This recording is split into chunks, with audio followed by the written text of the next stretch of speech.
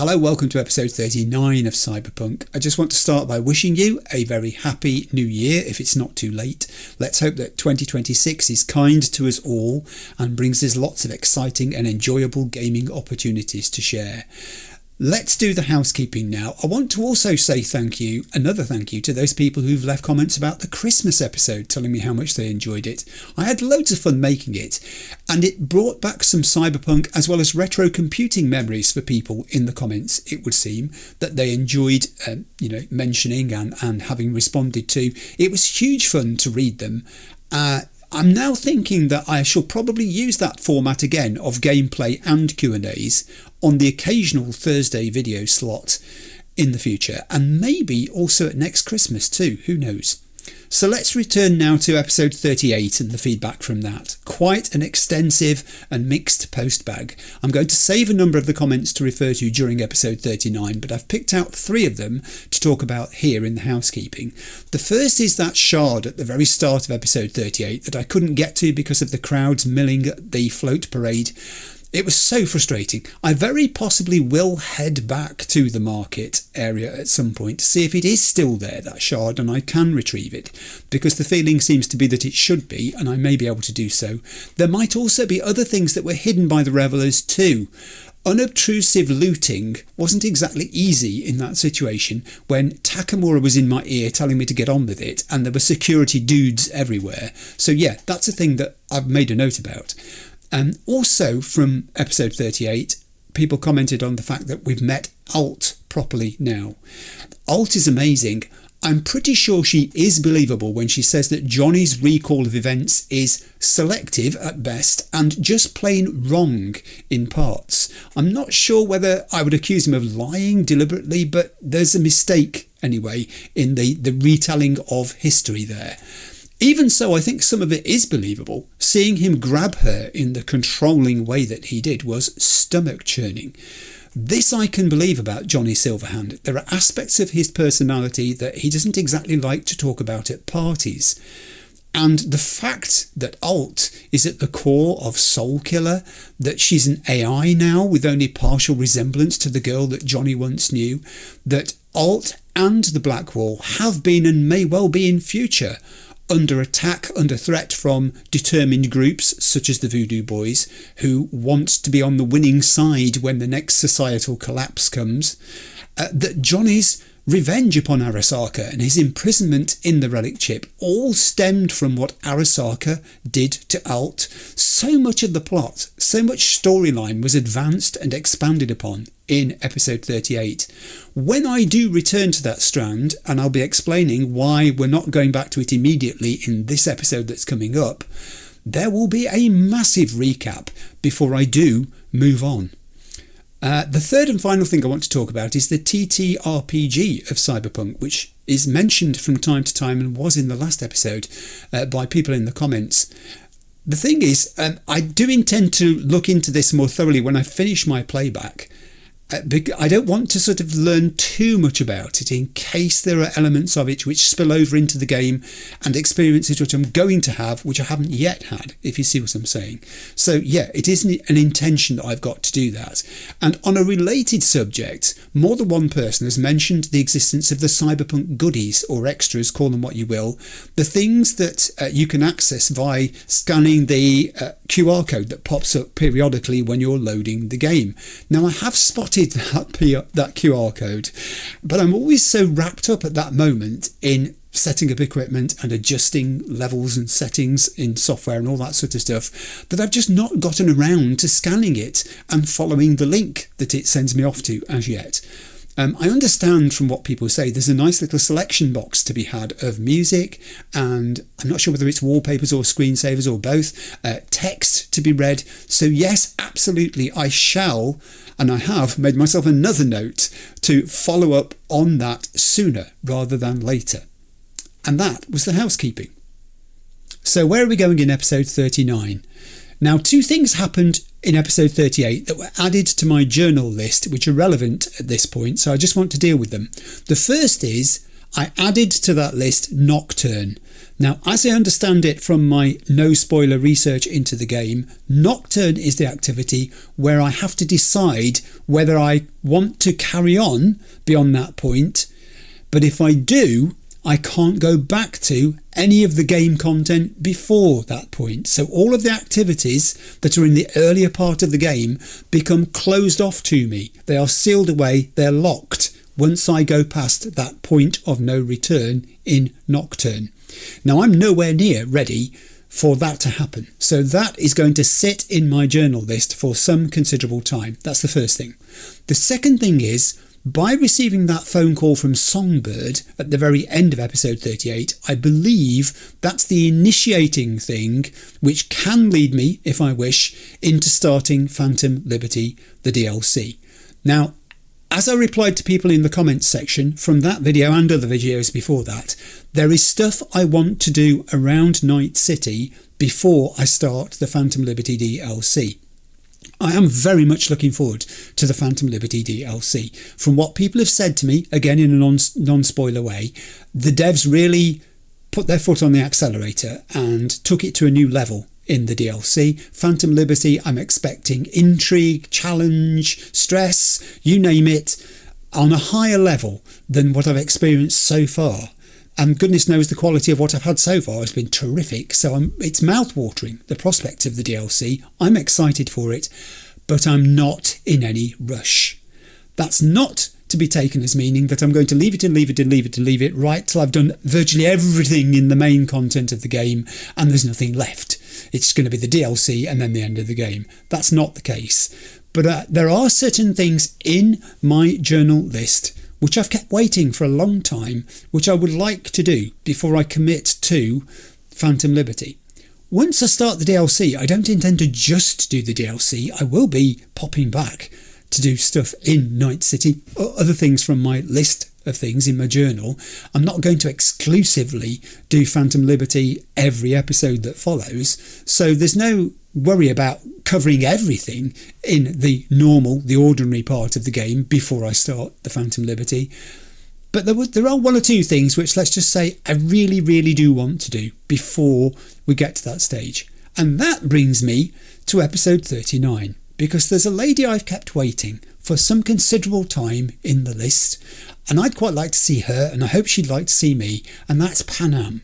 So I'm going to do a recap now of where we stand with Panam at this point, and it's going to be a refresher.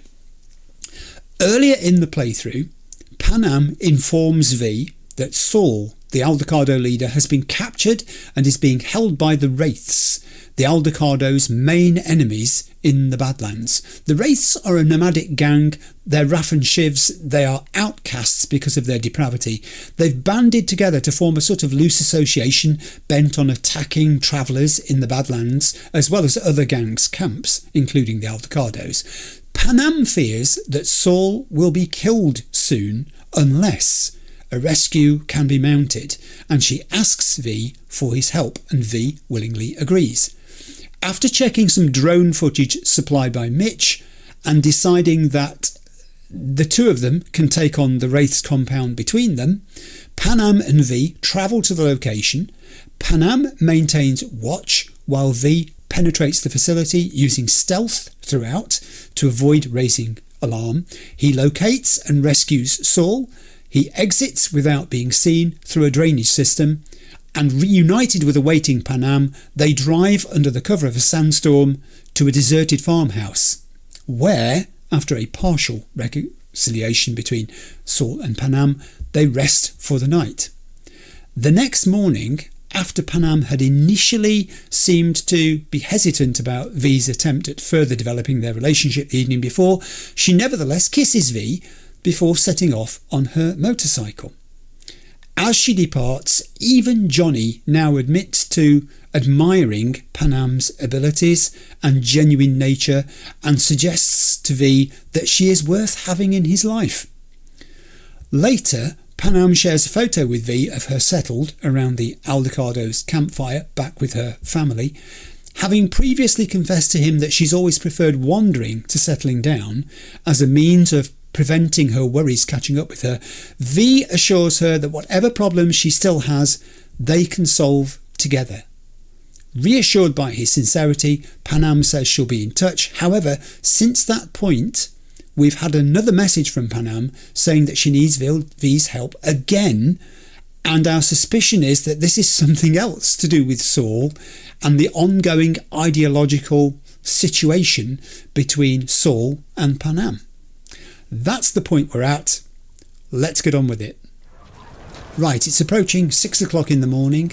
We're outside H10. I've slept, showered, done the usual stuff, dismantled weapons, sold weapons, got rid of junk. Can I just say that my phone has been going constantly, my in-game phone that is. Whilst I've been doing that, I've got 4 messages in there already, which I will turn to and look at in a moment. The good people of Night City are already out and about in numbers, waiting to either be taken advantage of by corporations or to take advantage of their fellow Night citizens in scams. Yes, Stefan, I'm looking at you.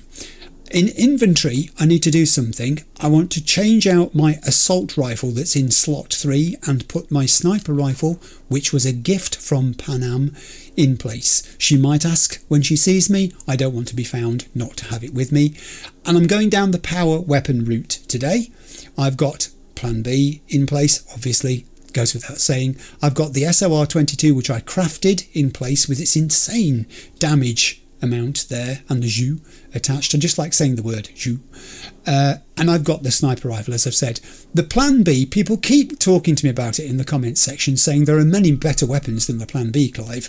I know, yeah, I know there are. And the thing is, do you know what I'm waiting for? I'm waiting for the feeling that I had when I first used the Plan B. It just spoke to me. I had need, it supplied, and a relationship was born, a beautiful relationship, which I still depend on to this day. I know there are better weapons. I've held some good weapons and thought, yeah, that's really good, but I always gravitate back to the Plan B. And it is horses for courses. There'll be situations where I want to be able to penetrate objects and I need a tech weapon, or I want to be able to, I don't know, shoot round corners or whatever you can do with a smart weapon. You know what I mean? Lock on to people and make the bullets follow them. Yes, I couldn't agree more. But just for today, in this situation where I'm heading into the Badlands with a capital B, remember, I want weapons I can really, really rely on. So that's in place. That's good. Yeah, I was talking about my phone. The thing has been going off constantly, so I'm going to pop into it and just have a look at what these messages are. Oh, it's from Joss. Okay, and there's a message from River.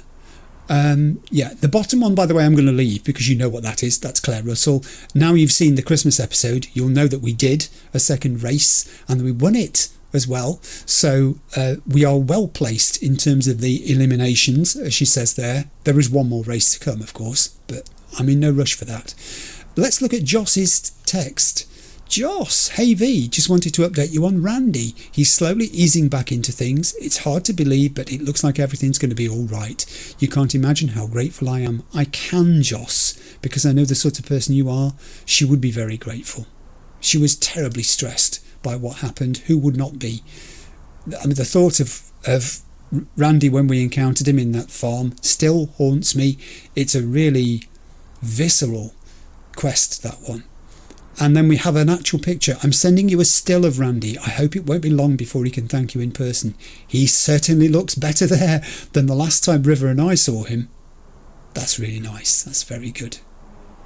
I realise, by the way, that you can call some of these people, not just speak to them. And I may well do that. In fact, I might do that now with River. Let's see what River wants to do. River says, hey V, hope everything's all right with you. Thanks for dropping by. I had a really good time. So did I. It was great fun playing that game with the kids. In the comments section, a number of people said that they let the kids win. And I did too, actually. I think it's just a nice thing to do. It feels thematically correct in the game that you should do that. I don't know how the kids would react if they lost. And in fact, the game finished, if you remember, before we reached the conclusion of it, because dinner was ready, so we never had to find out how they would have reacted. I can respond by saying the Johnny response, which is keep things quiet and short. Yeah, it was cool. Or I can go with the V response, which is thanks for inviting me. I had a nice time too. Your family's awesome. They are. It's a really cool family he's got. My family thinks I've got an awesome friend, he says. Ah, Mutual Appreciation Society is open. He's still typing. Joss says hi. You have no idea how nice it is to see her smile again. She said virtually the same thing about you, River. Isn't that strange? And we've got thanks for everything, V. You should come over again soon. And I can choose thanks, River, take care, which is kind of peremptory and just gets rid of things. Or I can say next time I'm buying dinner. See ya. I owe the guy a burger. I'll buy you a burger. Beyond that, I'm actually going to call you to see if you answer your phone. He did answer his phone. And I've got a bunch of queries which I can ask him, which I'll do. Let's start with What's on your mind, V? Well, I'm just deciding that, actually. River.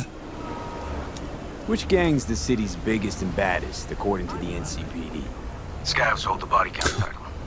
Well, or Maelstrom, depending on the season. Scavs, I can They believe. give style points to the Valentinos. They have a punishment for every occasion. All right. Example, they sit you in front of a mirror with a shaving razor and tell you to keep going until red and pink turns to white.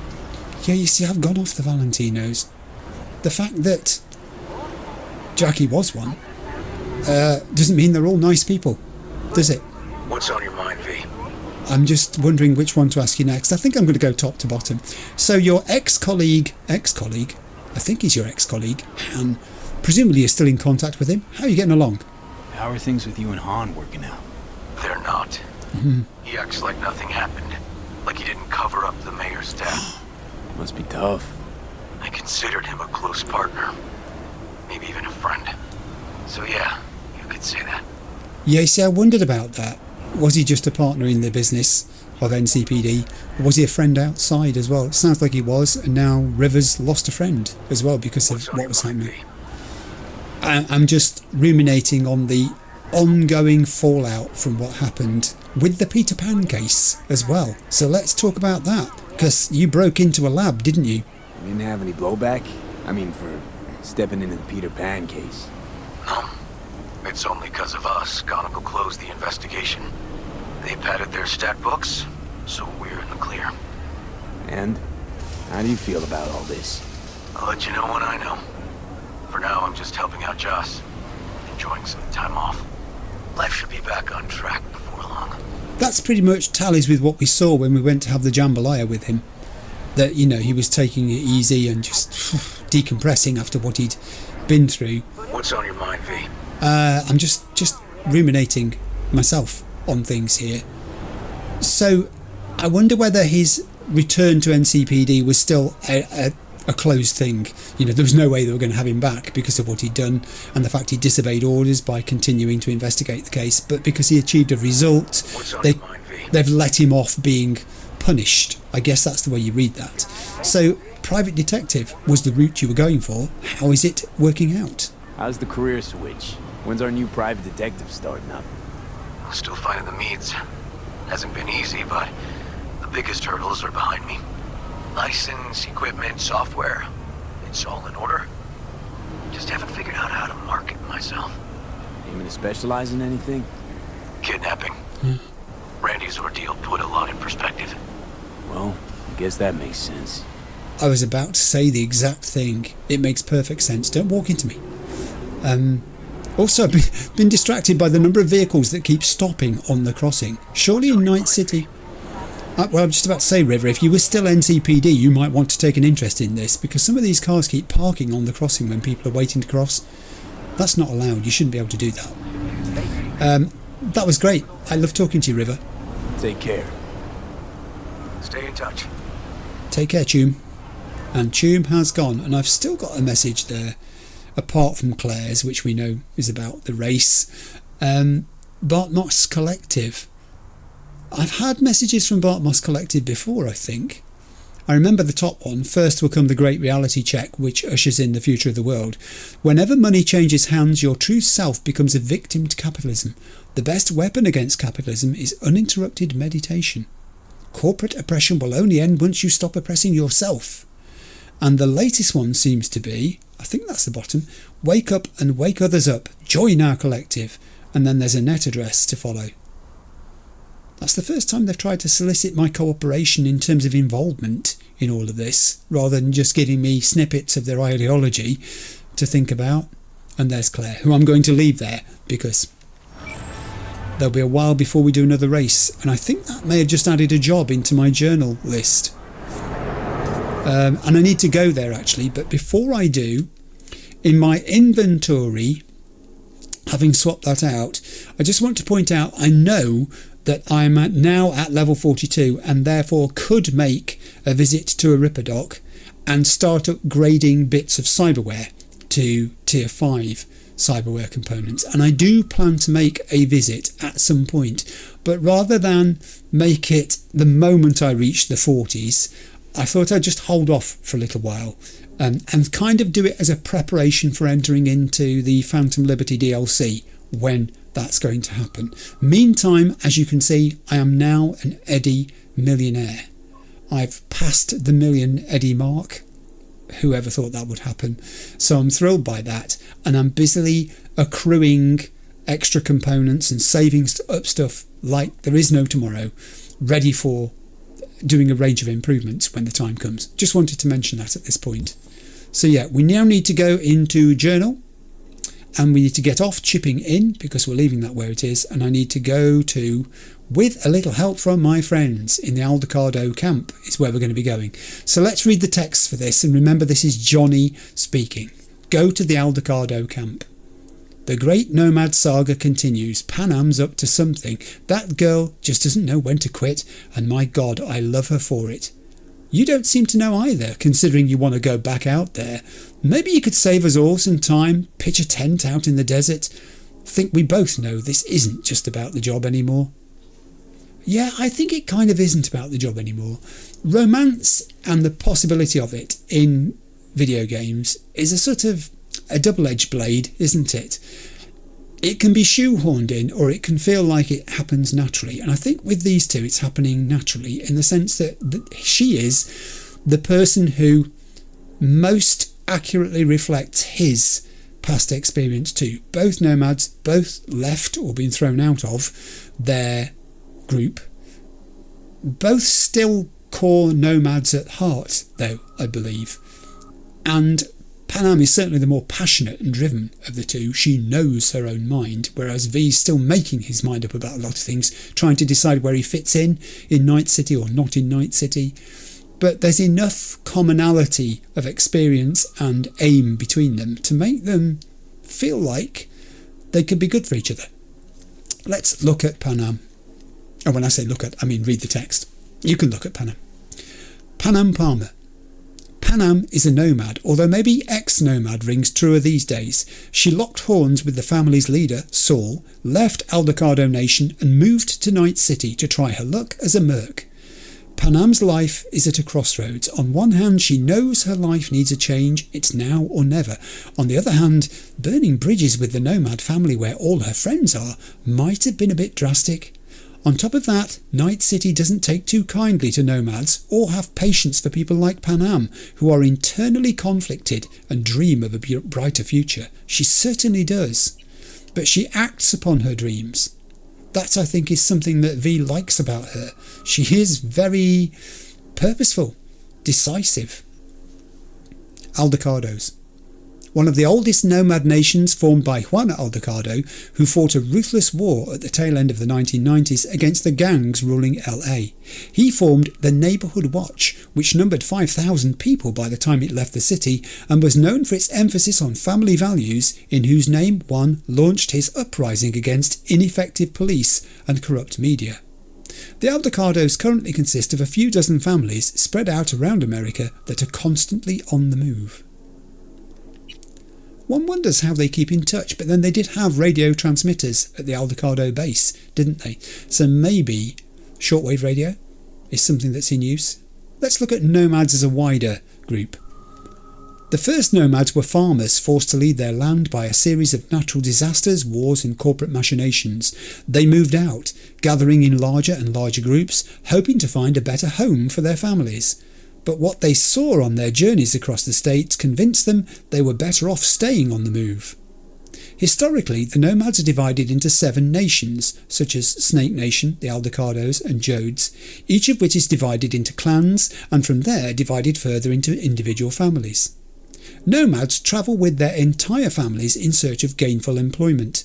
They rebuilt cities and factories after the collapse, while also playing an important role in creating the Maglev network.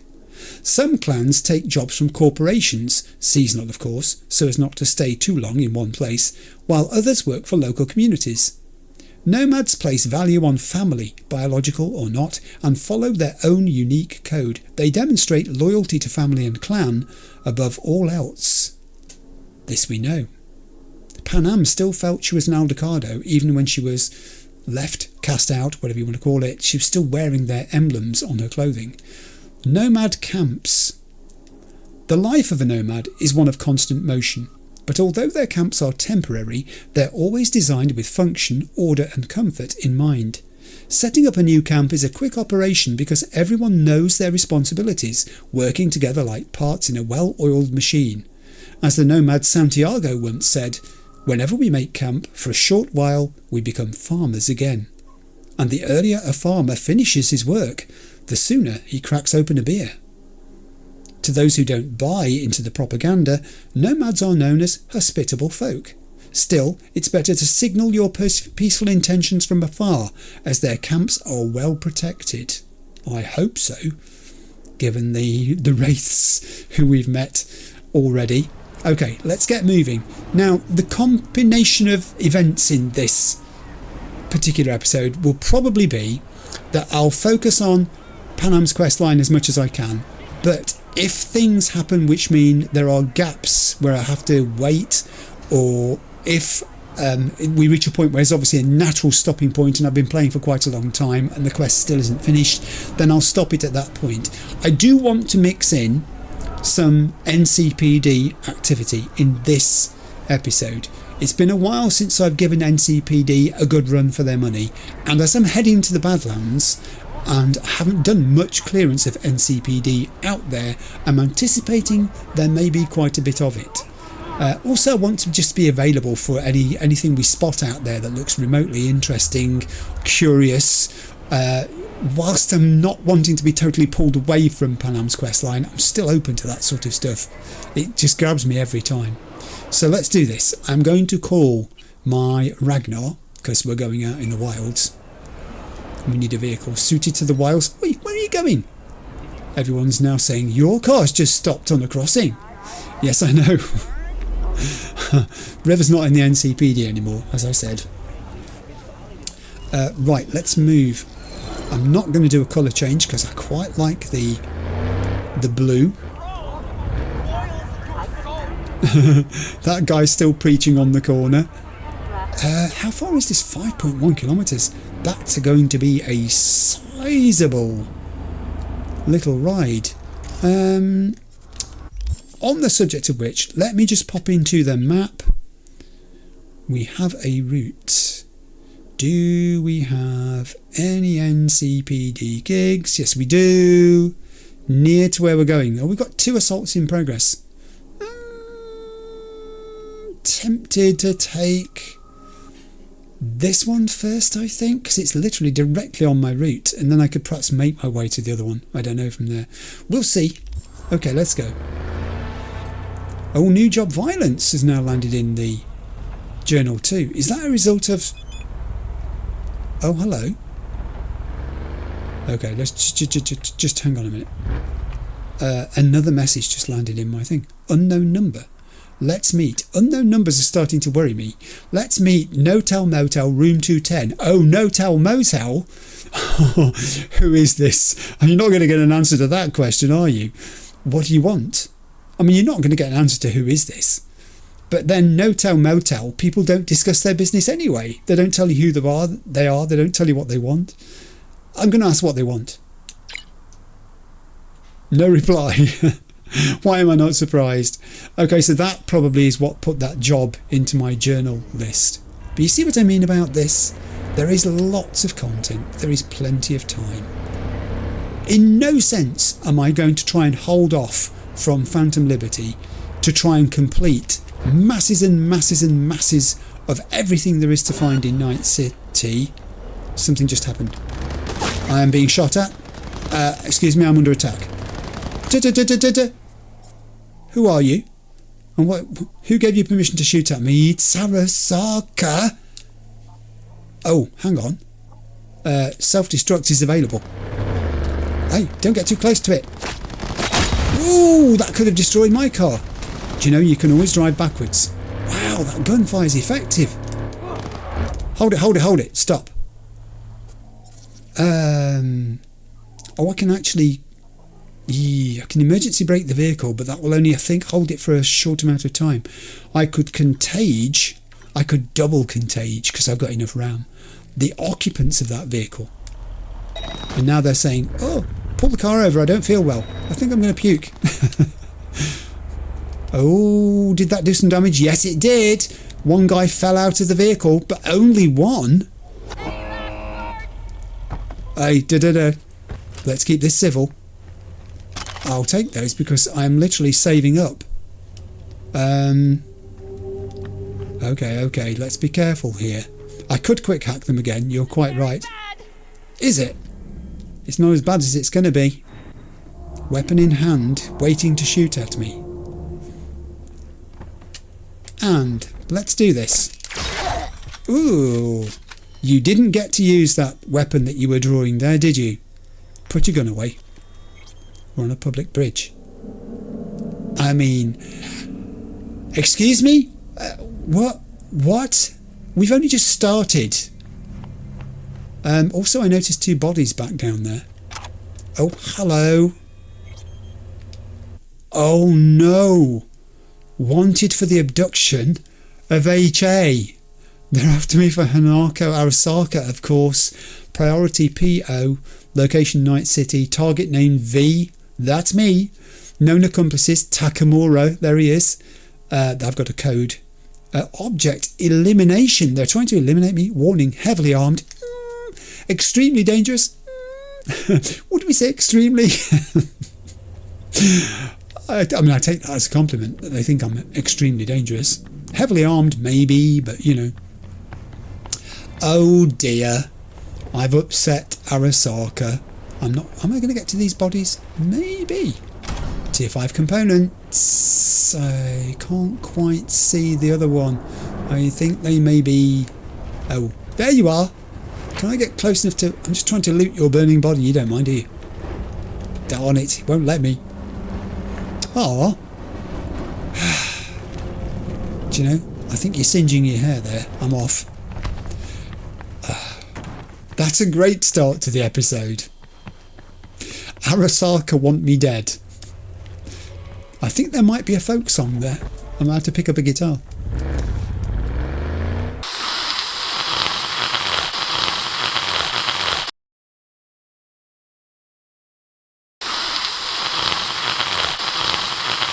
Don't worry, I wouldn't inflict that on you. I would not inflict that on you. I do, when I'm practicing guitar, the audience I have is my wife, who's in a different part of the house while I'm doing it. I'm not inclined to be a performer at all. It's just one of those things, sometimes, you know, you have a hobby that you do for yourself, even though the hobby can traditionally involve performing for other people. I guess it's like people who learn magic tricks because they're just interested in magic and want to be able to do the tricks for themselves, not necessarily to put on a magic show where they entertain people and stress themselves out and run the risk of things going wrong and all the rest of it. Also, do you know what I was saying? NCPD. Now, did I click on that? I did click on that. Yeah, we're miles away. I think we're miles away. Yeah, we're miles away. Okay, so this is going to be a nice ride through the city then. Nothing could possibly happen. It already has. I suppose Arasaka could set on me again. That's a thought. Is this going to be something I've got to be mindful of from this point onwards? That I am now an actual wanted man in the eyes of Arasaka? I mean, they kind of tried to get rid of me before. And Takamura. And then they didn't for a while because we were laying low, as Takamura would say. And then we weren't laying low And now because of Hanako, and they think that, you know, our intention was purely kidnap. This is obviously coming from Yorinobu, I guess. This is the slant that he's put on it to his forces, that it was an attempted kidnap of his sister. It was a kidnap of his sister, let's be honest. Oh, this has gone so murky. It has. I mean, do you know, poor V, he's got problems of his own. He didn't ask for this, did he? When he came to Night City, he didn't ask for any of this. What started all this was actually, I think, meeting Jackie Wells. And that's a weird thing to say, but I think it's true. If he'd not met Jackie, none of what's happened would have happened. It was the thing which propelled the drama forwards. I have loads of time for games. You should make time for games. They're important. That came up in the comments from recent videos as well. You know, the fact that sometimes you need to find joy where you can, don't you? And I think gaming is one of the least offensive things you can do. It doesn't really affect anybody else. You know, it's one of those things you can turn on and off at the flick of a switch instantly, literally. However much time you've got, if you can game for 15 minutes, game for 15 minutes. I think I've got to go down there. The game is suggesting I get off though at the next turn and loop back, so I'll adhere to its suggestion. It may be that it's on a lower level from where we are. I think it is. Yeah, Panam's alright. She's waited all this time. She can wait a little bit longer. Really? You want me to drive around there? I don't see the point of that. I'm going to disobey you. Okay. I don't know what that noise was. Oh, I do know what that noise was. Oh.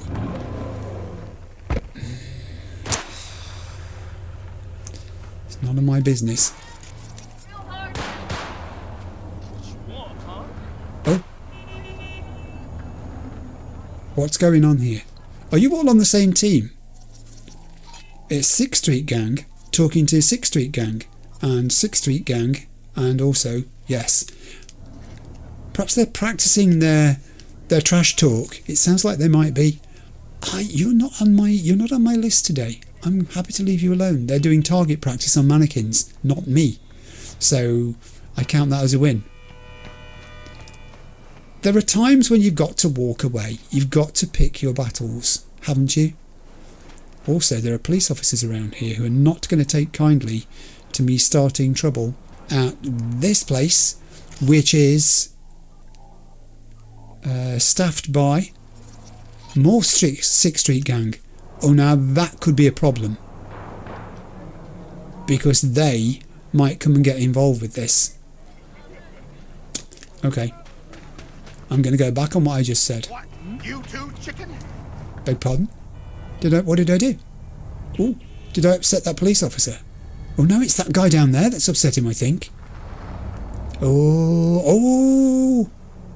There are a lot of 6th Street around here. No wonder the policemen are walking around in twos, or were. Don't do it. Leave them to it.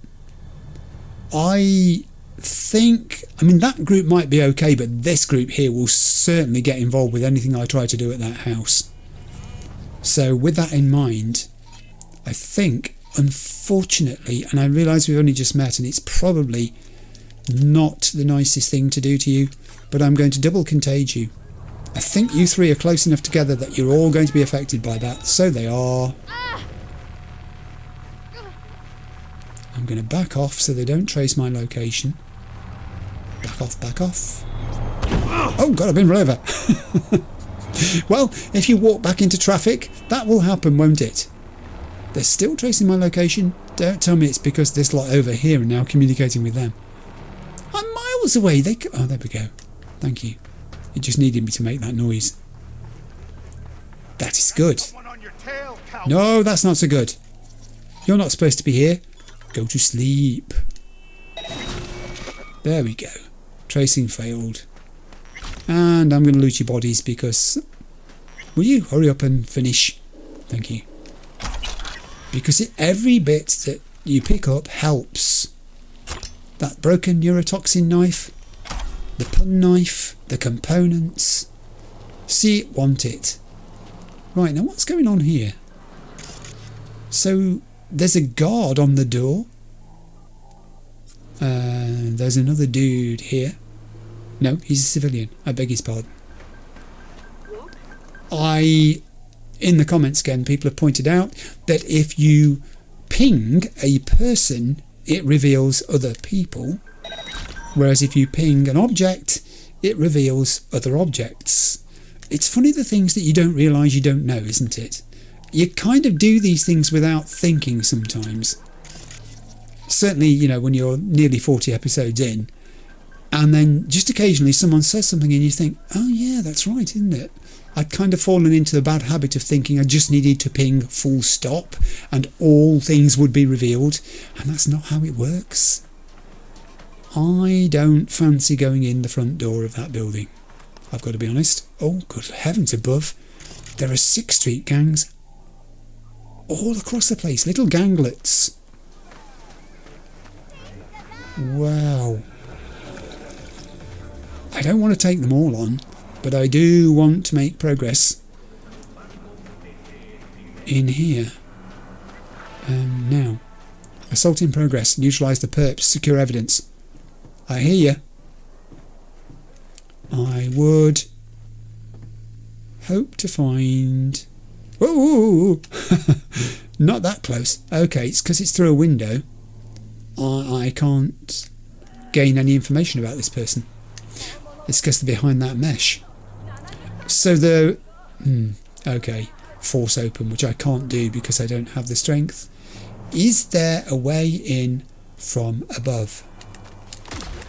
Oh heck, my legs are failing me. Can I open that?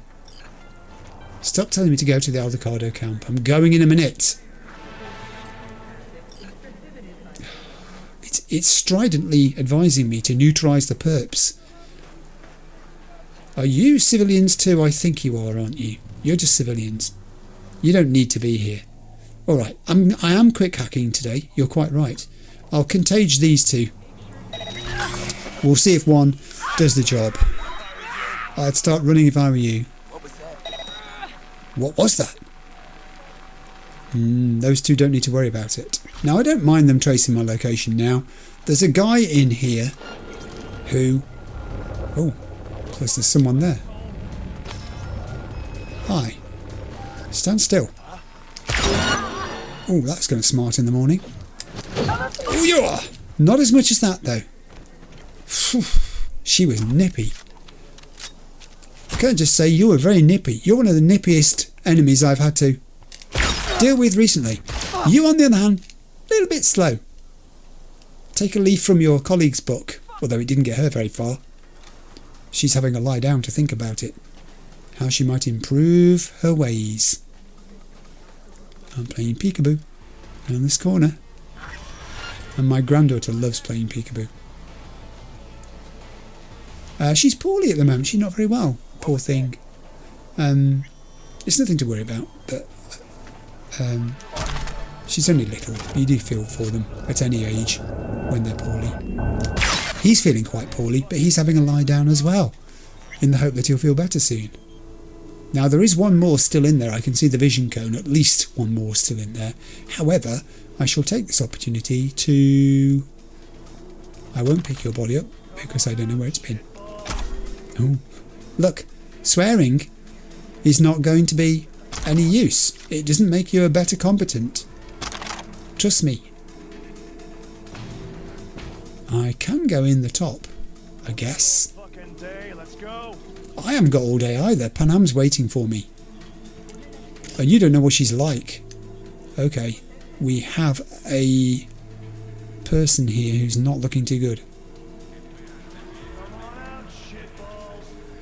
Just the other side of this pillar in the other room, I'm guessing. There we are. And now you don't have to worry about that either. I like solving people's problems for them. It gives me a warm glow inside. I've spent $1, but hey, I got more than that back. So that's okay. I'm happy with that. Not looking too good. Not looking too good. I love the little animation where he flips in the... what do you call the thing that loads a gun? Magazine? I want to call it a cassette or a cartridge or something. It's not at all. I think it's a magazine. That's the right word. Use the right word. Ooh. And an access point.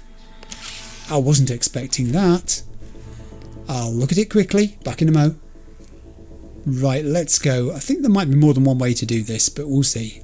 1C needs an E9. Needs a 1C, which is that lot done. And then I need an FF and a 1C, which I can get if I pop to here and there. That'll do the job with a 1C on the end. Good. 11.56 seconds to spare. We got given cyberpsychosis and a bunch of quick hack components. Nice. Always a bonus to find an access point nowadays. Body on the bed. There's a good few bodies in this place. I'm going to turn that radio off. It just seems wrong to have music playing when people have expired. There's a bit of stuff around in the kitchen, none of which I probably want to pick up. Not too worried about cirrus, cola, corn and lemon. It gives me indigestion. I'm certainly not too worried about all foods meat delight. I'm not sure what the delight is. Yeah, I wish I had a coffee machine in V's apartment actually. It'd be nice if he could make himself beverages. And snacks too. It'd be great if he had a fridge where he could go and get himself, things out. I know they have the satisfaction machines nowadays and you don't have to do all that stuff. But yeah. This place is a mess. You need somebody in here to tidy up, let me just say. I'm not coming here again. Okay, let's do the satchel on the desk. We'll take it all. And then we'll read the message. Archive conversation, Laurie Banco and Amat Escalante. Laurie. Head for the corner of Grey and Malagra. Priscilla O'Connor's house is around there. You got a break in. Get her to tell you where that Juliet is hiding. Nobody kills our chooms and gets away with it. Nobody. Amat. Got it. We're here, going in. Laurie. And? You got something? Amat. Laurie, we've been talking to Priscilla for over an hour and she's still saying Juliet left town and cut off all contact. Maybe she's telling the truth? Laurie. Then get her to tell you everything she knows, which way Juliet went, what she likes, where her family is, how she got in touch, when she might be back, how she takes her coffee, which way she wipes her... I want everything. Amat. And then what? Laurie. Then I don't care. Oh dear. That's bleak. Job complete. I feel like I've completed a job. Oof. To say that didn't end well is understatement of the day, I think. It's just worth looting, isn't it? Where you can, a little bit of looting every day. Okay, let's leave this building. Now there was another NCPD gig nearby on the map, which was the one to the north of where I am. It's also an assault in progress, so it's not going to be too taxing. And I think I can walk it.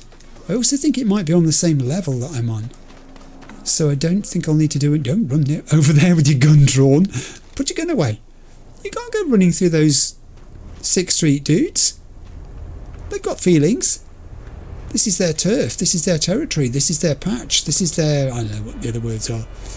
I've just watched too many of those drama series on TV. I have turf. It's in my garden. It's part of my lawn. I have to keep replacing it because cats keep peeing on it and making it die. That's cats. Alright, we have reached our destination. And it's some of those nice 6th Street gang again, I'm guessing, because they seem to be the only people here. Oh no, wrong again. You see, the beauty of a first time playthrough, it's some scavengers. it's some of those nice scavs instead.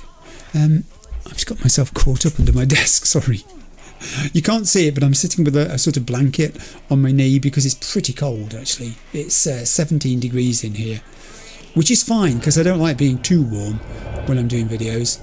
But on the other hand, hey, steady, we're getting seen here, we're getting caught up in visibility. On the other hand, nor do I particularly want to freeze. Oh, someone's just saying that to me. Where do I think I'm going? Please go elsewhere. Oh, God! What? I thought I was backing away from there. How did that occur? Oh, that was foolish. I feel silly. It's probably because I was talking to you while I was trying to do something. And now I've upset this gentleman.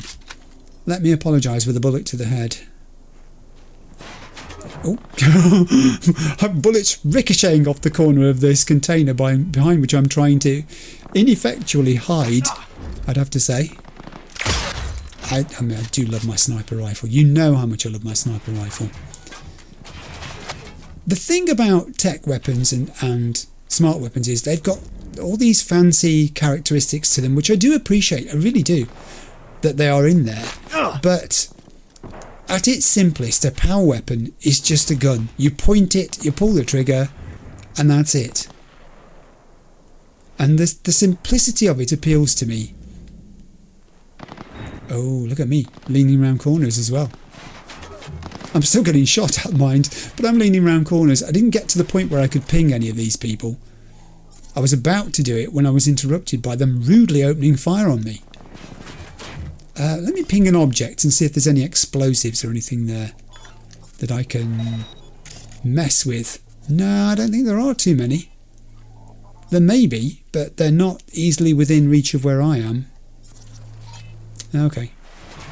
Well, we can't stay here, that's for sure. We can't go around the back. I might try and break cover, or I might wait for them to be silly and present themselves there. Oh, that was just a tiny bit too late. I put a nice bullet hole in that container.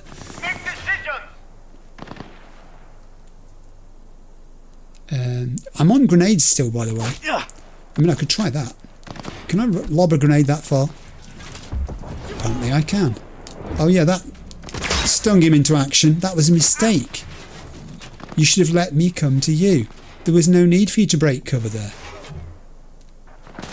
Okay, I'm moving up, as they say in all the best detective series. Cover me. I know the lingo. Whoa! Hiding does help. That's not true.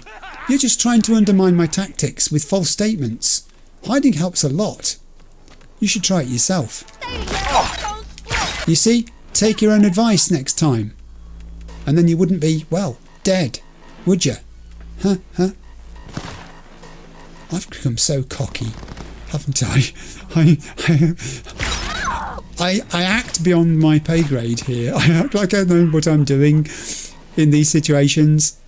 Do you know, the gun is the thing. Look, I've defaulted to plan B again. I could be using my new rifle. Here, that's what I bought you for. Do this. I know where I'm hiding. Ooh, is that explosive? It was as well. But did it do the damage I wanted it to? I think it did. I think it very did. Do you know, sometimes people who are learning English, you know, as part of life, not through watching videos, do actually comment on the fact that they listen to my English and it helps them learn. You really shouldn't learn English from me, because I use expressions like I did there, where I said it very did, and you don't do that. There is no qualifier in that way for the word did. It's just a habit. It's something that young children do, actually. They sometimes say it was very fun and things like that, when really fun is fun. You get the meaning. It's a slightly weird use of language, but I never grew out of it. I'm so sorry. I still do it nowadays. Right, that's it, I think. Weapon away. Let's collect the, I was going to say ill-gotten gains. They weren't ill-gotten. They were fought for. Hard fought for. That's a nice looking gun. That Defender. Pity it didn't live up to its name, huh? Maybe you could get a refund. Perhaps you could return it. Send it back. Goods not as described. They'll probably give you a prepaid label to send it back. I don't think you're allowed to do that. I don't think you can send weapons through the post. I'm pretty sure you can't, actually. Let's just nix that straight away. But then how do people get weapons if they buy them in countries where you're supposed to be able to buy them? I don't know. How does that work in America? Someone tell me. Do you have to like go to a place and physically be seen and identify yourself and all the rest? I've just picked up a readable. Everything stops for readable. Techno surprise invite. Get ready to rage. In the warehouse down by the Loyler Tunnel. Hey, dwarf heads. Got another night ahead of full of the best boosters, beats and bangs. Hyped? Let's be real. We know you are. The lineup. 5-hour warm-up with Sade. Then a wild ride at 200 BPM with Mr. Skin. Finish things off with everyone's fave, Lisa X. Join us on a trip to the dark future. Again, maybe you can get a refund for your tickets. It's probably not too late. Even in Cyberpunk world, there's probably... Oh, she's got one as well. Oh, they were going together. It was going to be a group activity. That looks like it smarts. Okay, let's read this. I will take that and I will read the archive conversation. Archive conversation, Anna Bain and By Arch. Anna, girl, come on, you've gotta come. By, not really in the mood. Anna, you know there's stuff that'll boost your mood. By, you want me to have to swap my liver? Anna, what? Not like you can't afford it. By, true, I can. Anna, exactly, come on, Sade's going to be there. By, wait, what? Anna, I know. By, where? Anna, that's what I want to hear. The warehouse by the tunnel. The warehouse. By, holy, we're going. Oh, that's the backstory to it. Oh, I feel sad now that I've deprived them. Maybe they could watch it on YouTube. Perhaps somebody will, put a feed up. Who knows? So yeah, as I was saying before I was interrupted there, how I'm not inquiring. I'm not trying to, obviously. But I just wondered how it works. Do people have to turn up and identify themselves at physical places in the United States if they've got a permit to buy a weapon? Presumably, you can't... What happens if the place you're buying it from is like states and states away? Is that a thing? Is it even allowed to happen? I don't know. I don't know how this happens. Maybe somebody in the comments will explain it to me. On a purely curiosity basis, I hasten to add, because... Oh God, he was going too. I feel so bad now. I've ruined their night. It would have made them feel better, and now nothing will. You're quite right. I mean, look, this is it. This is it, guys. This is it. Oh, it would have been so lovely. I love the lights. But, things didn't work out for you, did it? Never mind. I'm sure it was going to develop into something far better. I'll take that record. You're not going to need it anymore. Yeah. 89.3 Radio Wechselstrom. The voice of the machine. I make no comment. Everything can be sold. It's food and drink that I don't tend to pick up. And I probably should, because again, that can be sold, can't it? You don't have to consume it. It's all something that's worthwhile. There is a place where I can put bodies here, and I probably should tidy up. You're quite right. But the amount of experience points it gives me for doing so doesn't really merit the expenditure of effort, when I could be spending my time picking up broken pulsars, which are worth far more, or looting bodies. Not another one. Everybody's got their invite. They were all legitimately here. Oh. Now they'll never get to experience it.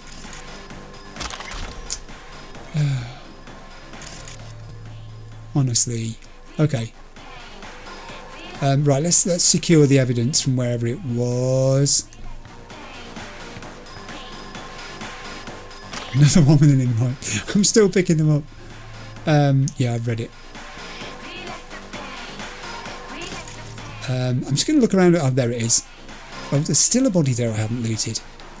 I thought I'd been relatively careful to loot. Now I have. Let's look in the box. Pun knife, pun knife, pun knife. Oh, sent to 13 users. It's going to be the invite, isn't it? Oh, no, it's not. Oh, no. This is what went down. I mean, they're still not going to get to experiencing it, but at least they got to experience a little bit of it. All right, comrades, time to mow some gonks down. Rich kids looking for a good time, a little danger, trying to party on the edge. Let's give it to them. Grab your gear, time for a harvest. Those freeloaders are walking, talking money bags. We just slice and dice, and the good stuff lands in our hands. Parties in the warehouse down by Lawler Tunnel. It was. Oh, heaven. And it would have been so lovely. I liked the lights. I mean, they were having a good time by the looks of it. And it looked like it had only just got started. Maybe the girls did arrive. Perhaps they did arrive but didn't get to experience any of the music, because before it could all happen, it happened. I'm really sad now. That's a good story though. You see what I mean about the NCPD gigs? You should do them, in my opinion. It's only my opinion. I realise that some people feel they want to focus on other things. Panam, what's wrong? I'm on my way. Okay, I can't stop thinking about this, so I'm just going to unload it on you, and you can ignore it if you wish. I've had it up to here with Saul. Does he truly think this family will be better off by selling its soul to a corp? I've never seen someone with their head so far up there. Nothing about this is going to end well. See what I mean about passionate? She really is passionate. I've got 2 responses. They look quite different. Now, don't get mad, but maybe dealing with those corpos ain't the worst thing. Getting along all right with one myself. Takamura. Pretty chill and honourable choom. Not all corps are monoliths. Some of their peeps can be decent too. And then I've got no love for corpos either, and I probably have more reason than you. Had the displeasure to meet one recently. Takamura. Slimy. Like the rest. Mouth full of platitudes. So trust me when I say, I hear you. I don't think he would say that about Takamura because it's not true at the moment. I've got my reservations about Takamura, as you know. I'm still not sure because he tends to speak so formally that you think, is he hiding something? Is he couching it in that sort of way that doesn't really get to the core of what it is he's after in all this? But I'm going to go with the top one. Oh, that was it. She's just really fed up with Saul. Sooner I get there, the better, I think, now. I believe that could be the case. Nice car, by the way. Somebody arrived in style. I would say nice car. It's a different looking car, isn't it? Okay, so it's not that nice. Yeah, as I was saying about the NCPD gigs, I totally get it that some people think there's a heck of a lot of them. And they find them, I don't, they find them repetitive. There's an element of repetition, obviously. People are in trouble, people are up to no good, but then you could say that about the whole of Night City, couldn't you? Where did I leave my car? Does anybody remember where I parked? How far away are you, Ragnar? Just over there. We're going to have to turn around because we're going the wrong way. I don't want to go back to the city. Yes, I'm getting in the right side, which is the wrong side. Let's do this. Let's camo. I should have changed colour. I should have changed you to a more deserty orange, shouldn't I? But I won't do now because, as I said, what time is it? Yeah, and I still haven't met Panam yet. But we have done some NCPD stuff. So even if we don't get to do any more, I've assuaged my need. And I've made some profit too. I'm now on 1,030,426 eddies. More progress than I thought. I thought it was going to be 1,003,000 eddies, but no. I don't like being shot at by Arasaka, I've decided. I understand that they're a bit miffed with me. I would be too, in their situation where I was being fed lies by Yorinobu, who's painting me and Takamura as people who are out to do harm, potentially, to Hanako, or maybe hold her for ransom, or something like that, neither of which is true. That I do believe about Takamura. He really does feel protective towards Hanako, and not just because of the potential she has for helping him get his revenge upon Yorinobu. And I've got to deviate at this point, if you'll excuse me. Put your indicator on, wait for that vehicle to pass. If it's safe to turn, turn. What are you doing? Neutralize the target! Oh, God grief. What's just occurred? What's happening here? Sorry, everybody, I'm just going to get involved in something I shouldn't. Okay, who are you? Firstly, who are you? I wish I could... I need to identify you before I blow you up. Oh, it's only polite. Oh, careful. I'm trying to work out who... Yeah, I know, I should be paying attention. Can I... Hold it. Now then. Does anybody identify as anybody here? I don't know who it is. Who is being chased? Militech are being chased by someone. Oh, okay, you should have said. Brakes. I mean, if there'd been Aldecado... Mind your car. If there'd been Aldecados who were under attack, I might have intervened, but... I'm not going to bother now. I can still go this way, even though I've deviated slightly. It's probably going to take me in the wrong... Oh. Man, I missed this!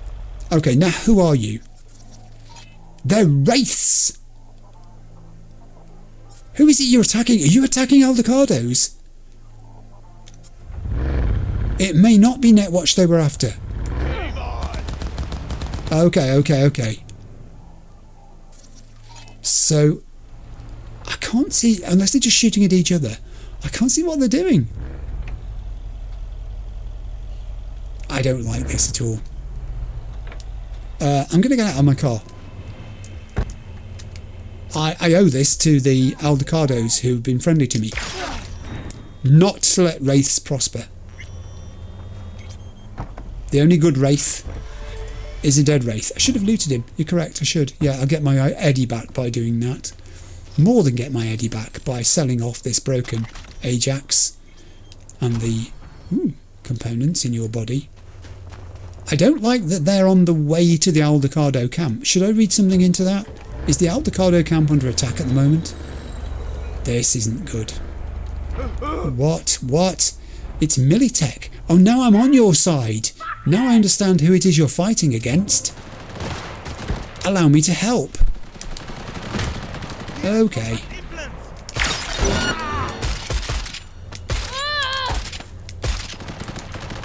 Oh, is that a Militech guy I'm shooting? I didn't mean to. I could have been shooting the wrong person there. I think I was accidentally shooting a Militech guy. He might be upset with me now. Oh, I think I'll back off. I'll back off and come back when this is over. No. I'm not part of this. I didn't spot that you were actually... Oh, he's still looking for me. He's not happy. Come on, I'm miles away now. Just ignore me. Get back in your vehicle and drive off. Go and find somewhere that sells sandwiches. Surely you're hungry after all of that. I don't want to kill you, Militech dude. But if you insist, I shall. He's not going to let go. He's not going to let this go. He's bearing a grudge, and I just shot him in the head. That was all I did. Some people. Honestly, you could have walked away from this, but no, you had to push it, didn't you? Now look. What just happened to that car? What just happened to that car? Did anybody see what that was? Oh, hello. I think there might be a Wraith who's still survived this. I believe there is. I think they're in their car. They may be trapped in their car. Maybe I should phone for rescue. Or maybe I should Help there, car. Leave the game. There you are. Thanks for getting out of your vehicle so I could finish you off properly. Quickly, because that might explode. I think cars can go boom. What did I say? Okay, that singed my pants. My Netrunner pants are now a different shade because of that. That was stupid. That was foolish beyond belief. What was I thinking? Was it worth it? I could have died. I could have been killed. I probably should move this vehicle if I can. Will it let me? I don't think it will. I can kind of get to these people if I squat down, I think. Nah, it's not letting me loot that one. And there's another one, I think, trapped underneath it. I could be wrong. No, I think I see bits of body. Yeah. I don't think I can move the vehicle. So I'm going to leave those. You can be greedy, can't you? I don't want to be greedy. I'm still trying to make my way to see Panam. I know! I know! Trust me, I know. But what are you supposed to do? You know? Now I can't remember where I parked. I'm terrible at parking. Oh, there you are. He was right behind me. Foolish. Pretend you didn't see that. It's because it wasn't blue. If it had stayed blue, I'd have been alright. I've got to go this way, haven't I? And back onto this road. Alright, I think we're okay now. Even though the road has just turned into a dotted thing, which isn't properly a road, I think we're alright. That's definitely the Aldecado camp. I just don't know where to park. It says over there. I've probably come in from completely the wrong direction. So yeah, I'll park over here. This I think is what you'd call the main entrance. I'll put it next to this green van. They won't mind. That'll do. Alright. Let's get out. I'm at the Aldecado camp. Stop complaining. Do you know what I am going to do? Now I'm here, I'm going to take a little comfort break. Back in a second. Right, I have returned. Now I have explored and gone through the Aldecado camp very thoroughly before now, so I don't intend to do that at this instance. I want to catch up with Panam, Mitch and Saul, apparently, I've just noticed. Also, it seems to be sending me in a somewhat circuitous route, and yet we're all friends, so why would I need to hide? Don't understand. I'm going to this trailer. No, the rest will stay here in camp. I want patrols every half hour, reporting directly to me. Are we preparing for a visit from Biotechnica? Or a fourth corporate war? The Raffins could surprise us at any moment. You're not blowing this a little out of proportion? I don't want any more surprises. Besides, we'll look good, aware, prepared. I literally don't want to interrupt them. Have they finished? They don't really realise I'm here yet, but there's a dispute going on already. Okay. V, you're here. I am. What is he doing here? Oh. I forbade you from even breathing on that Militech convoy, so you call in your friend? Forbade? Do it all behind my back? Is that it? Uh-huh. That's exactly why I had V come and stand right in front of you. Do you think I'm that stupid? I am starting to wonder. Damn it to hell, Saul. Are you seriously considering letting that basilisk slip through our fingers? I am. But a chance like this. A chance at what? Rotting up the job we came here to do? We're pissing Militech off, so they hammer us into the dirt right here. Shit! Panam, can you please tell him? I've already tried. Let it go, Mitch. The Biotechnica people will be here in an hour. Try not to cock anything else up before then. I just kept quiet there because it wasn't my I can't argument. believe it. Look, there he goes, off to paint the grass green. Right, so I'm going to ask Panam what the heck this thing is about. It's gotten into If you don't want to, you don't need to drop into the middle of this. I didn't drop into the middle Could of it. use your help. That's undeniable. And you're going to have my help. You know. Panam being unusually quiet. I'm not going to say that. Oh, well, go on, I will do. Being unusually quiet. What's up? I see no point in arguing with Saul. We can't win.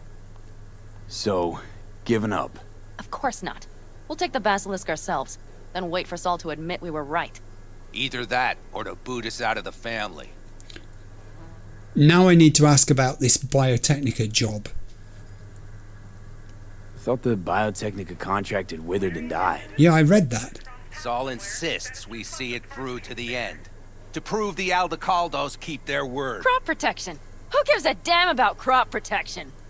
All Saul is going to prove is that a corp can walk all over us, and we'll say thank you and ask for more. She has a point. So, this basilisk thing, what is this? What's this basilisk nonsense? It's an armored Militech cargo panzer. Junk from back in 2060 or so. They want to peddle it off to a backwards country, somewhere it can still pass as a technological wonder. The Militech convoy will take the 101 right past us. Shame not to say hello. Oh. Let me guess, this was your idea, or was it Panam's? I think it might be Mitch's. Let me guess. Whole thing's your idea. How did you know? Saul wouldn't be quite so pissed if it weren't. I believe V is right. If this had been Saul's idea, he would have seen it as the greatest plan on God's green earth. Bull. Saul isn't that petty. He's simply a coward. He would rather play it safe, bide his time. For the family. Do you know, the thing I like about these two is they've got their own minds. They don't agree all the time. But they do put up with each other's point of view because they're essentially on the same team. And the team is not Saul's team. They don't see things the way he sees it. The corporate thing is the thing that unites them both. So you're making this an issue that's worth going to war over with Saul? Is this basilisk worth another fight with Saul? Yes, a craft like that would finally put us back on the right path. The family is falling apart. If we fall into this Biotechnica rut, no one will ever take us seriously again. Okay, so you do want to go behind Saul's back, and drag me here specifically for that. Cassidy, Ted, Carol, and Bob, also on board.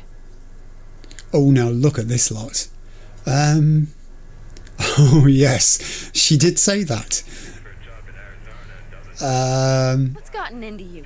I'm thinking about being diplomatic because I don't want to upset you. I mean, Mitch, I'm not so worried about, but Panam I am worried about because I think we've got a longer term thing going on here and I don't want to ruin it by being indiscreet. V? I thought the last time we spoke that you and Saul were on better terms. Thought you and Saul agreed to bury your carbines. Yeah. So did I. But it seems that's only true when somebody is trying to kill us. Exactly. You saved his life. You want to fuck things up all over again now? I saved his life, yet somehow he still ignores everything I say. So I do believe we have come full circle. Back to where we started from. I do have the ability, I think, to do this, so maybe I should. Remember a while back, told me to give you a solid kick in the pants if I saw you diving in the stupid pool again. I do. Yet that was before our tandem raid on the Raven camp. That's true. I believe you lost your opportunity there. Oof. Nope. Different that. Rescue mission. Someone from the family. Now, you're out to plain trick him. If you plan to lecture me, you can damn well go right now. I don't intend to go. I'm just doing what you asked me to. You told me to try and be the other point of view.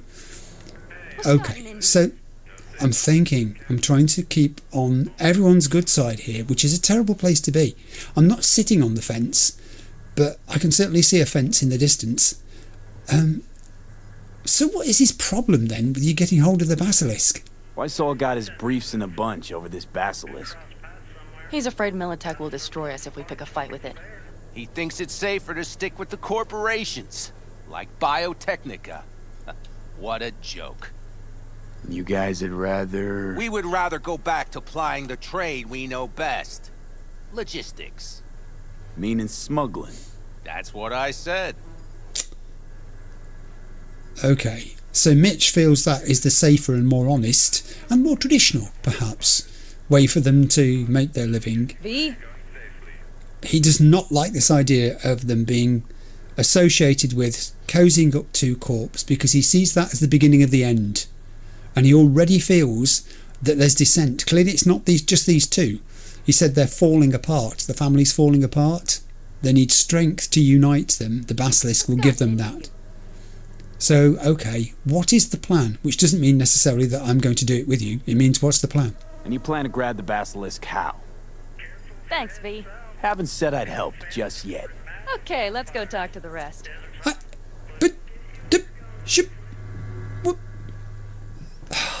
She's done it again. She bamboozles me. Man. I don't know. Okay, now I am going to talk. I let them speak when I didn't feel it. So, just the 4 vets on board with the plan. Nobody else? We didn't bother asking the others. There was too great a risk someone would take it to Saul. Besides, only the vets understand what we have to gain by having a basilisk. It does sound pretty risky, and I'm going to say so. Sounds pretty risky to me. On the contrary, easy as pie. There won't even be much security on the convoy. Plus, we'll be doing our part towards furthering the cause of world peace. Why should this beast wind up being used in some little third world skirmish?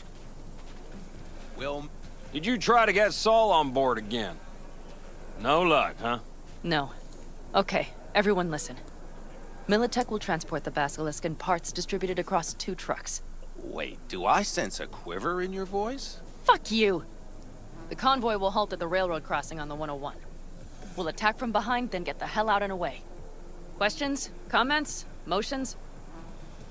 Nice job, Sunshine. Mm-hmm. Damn short, sweet, and pertinent. None of that sad sack bullshit Saul likes to tack on. I love letting them talk. I mean, this episode in particular has shown the benefit of just shushing sometimes and letting these incidental conversations happen, because they do fill in the blanks. So let me query these people about why it is that they don't necessarily align with Saul's view of the future. Panam's got a beef with Saul, I know. But you guys... A few years back, nobody would have given corporal work a second thought. We want a good name. We just need good gear and good jobs. And Saul would see that if he pulled his head out of his caboose once in a while. Okay, so I guess, everyone's got a motive for being here. Oh, I can't say I don't want to get involved. Can I sit down? Does anybody mind if I sit down? I've been standing up all day. Oh my gosh, that's so much better. Now, looking around your eager faces, they're all thinking we stand a much better chance with this guy. He's wanted by Arasaka. He's dangerous. I'm in. Okay, I'm in. Okay. Thanks. First, we'll ride to the station.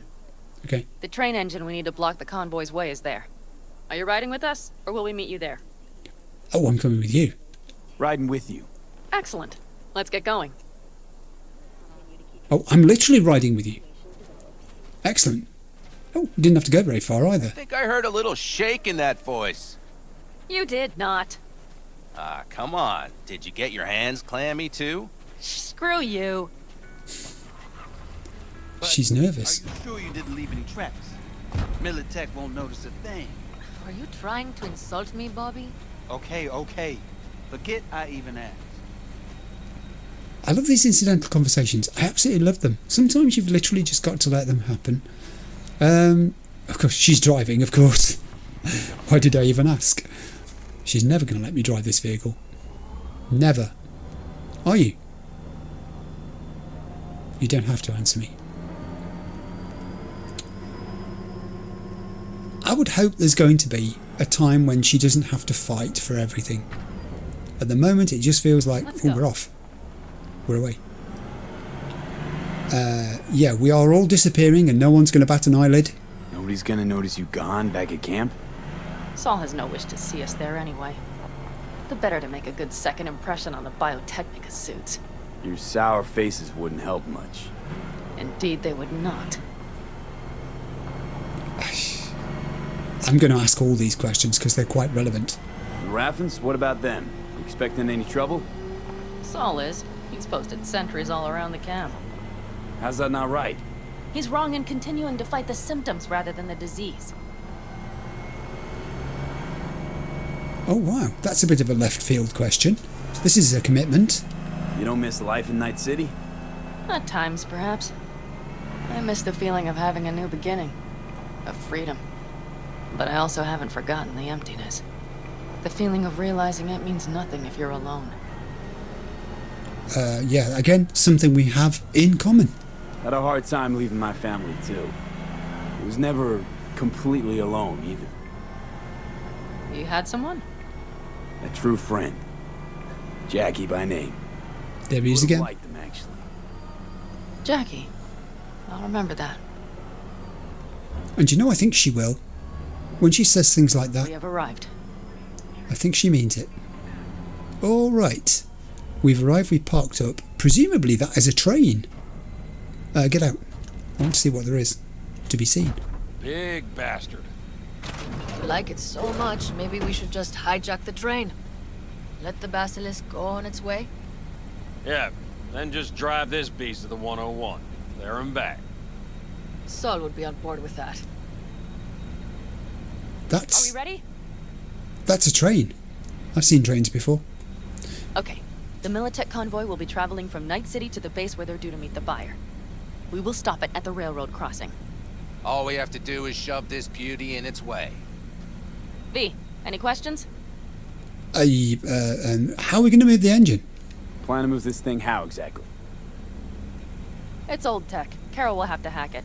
Then I'll somehow have to finagle authorization from the control tower to move it. Tower looks inactive to me, too. Yeah, we'll see to that. You and Panam just get the authorization code. Okay, let's get to work.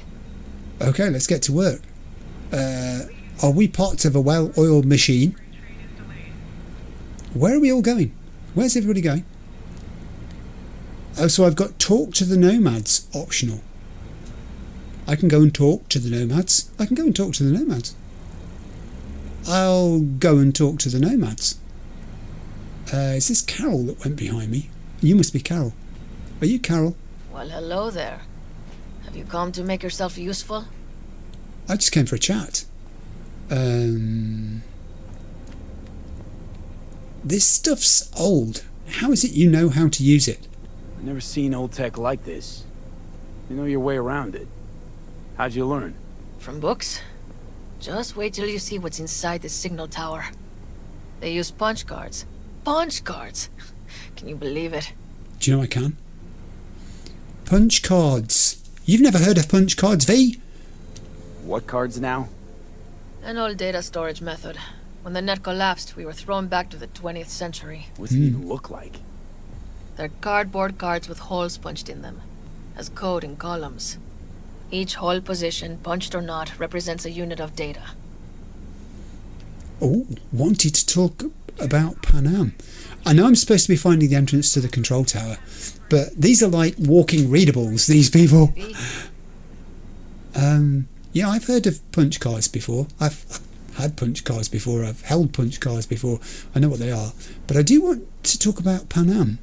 What does she know about it that I don't know? Honestly, prefer Panam to punch cards as a topic of conversation.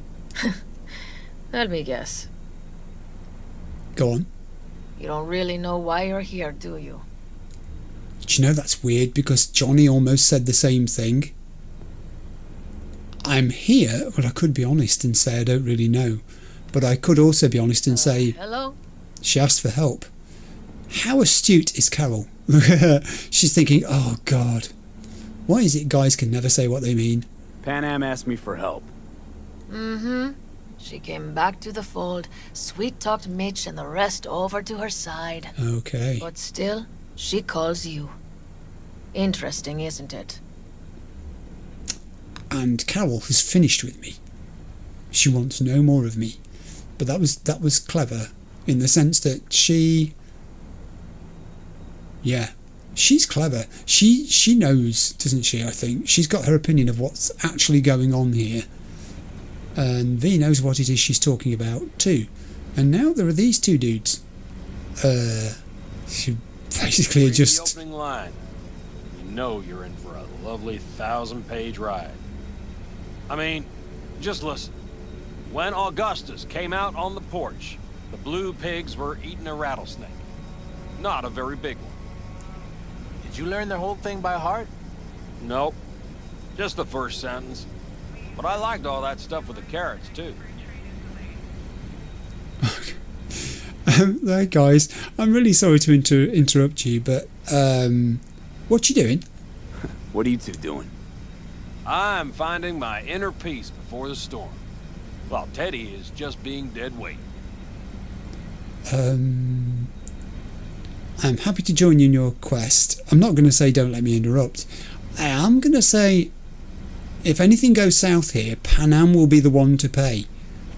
Saul will know that she's initiated this, that she's behind it. She is the organiser. She's the malcontent in his eyes. Any of this goes south, you know Panam will be the one to pay. Do you see us hanging her out to dry? Do you see Saul letting us off the hook while Panam takes the fall for everything? I mean, that's a good point. Starting to like this kid, Ted. He thinks he cares about Panam more than the girl's own family. And I could be devil's advocate here and say, but you didn't side with her last time. Why? You didn't take her side last time when she left the clan. Why? Because last time, Panam was acting a damn fool. You thinking she learned something? She's smarter? Yes, she left. Learned a few things, managed on her own. I knew when to come back. People like that are worth a lot more than those who plant their asses in one spot and do as they're told.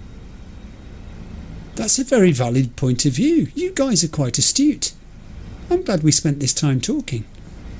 I shan't forget this when the fighting starts.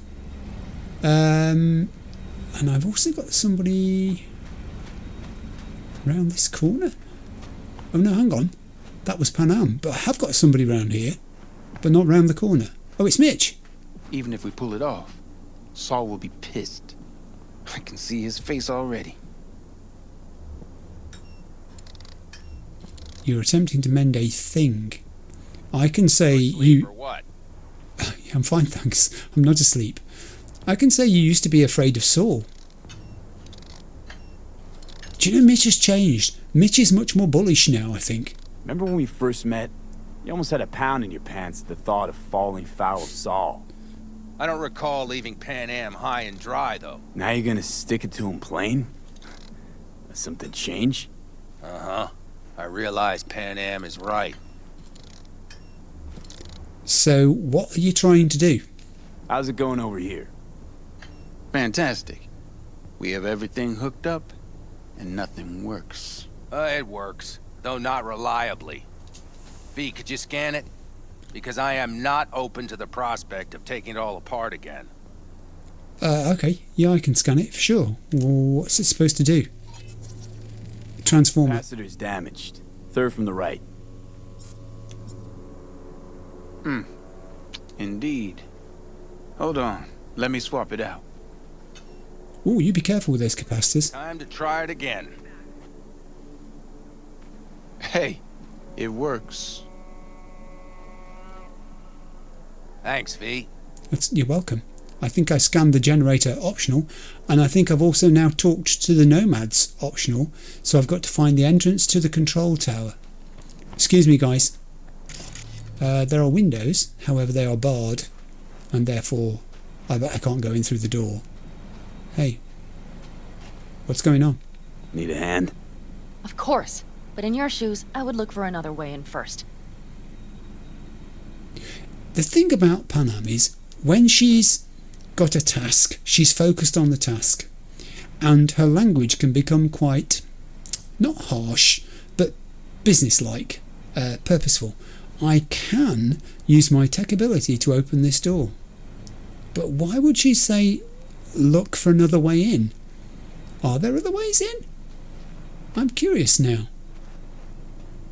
I'm guessing there must be. I mean, there's a big area there that we have to search, which presumably is the entirety of the control tower. I can... Ooh, I don't know what's in there, though. Well, it won't be people, will it?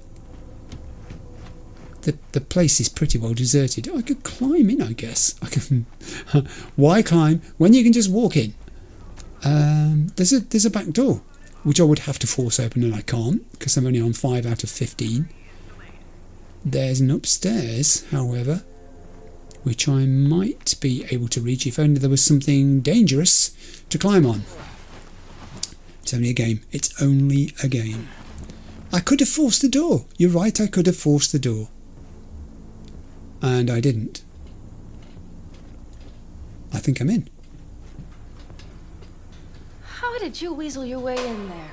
And here I opened the damned door. Be right there. Okay, that's all. I'll come to you. Are you downstairs still?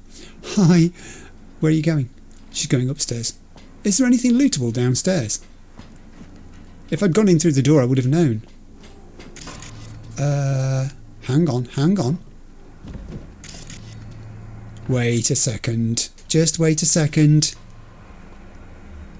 I'll join you upstairs when I've got these Euro dollars. America, a Prophecy. I've already read.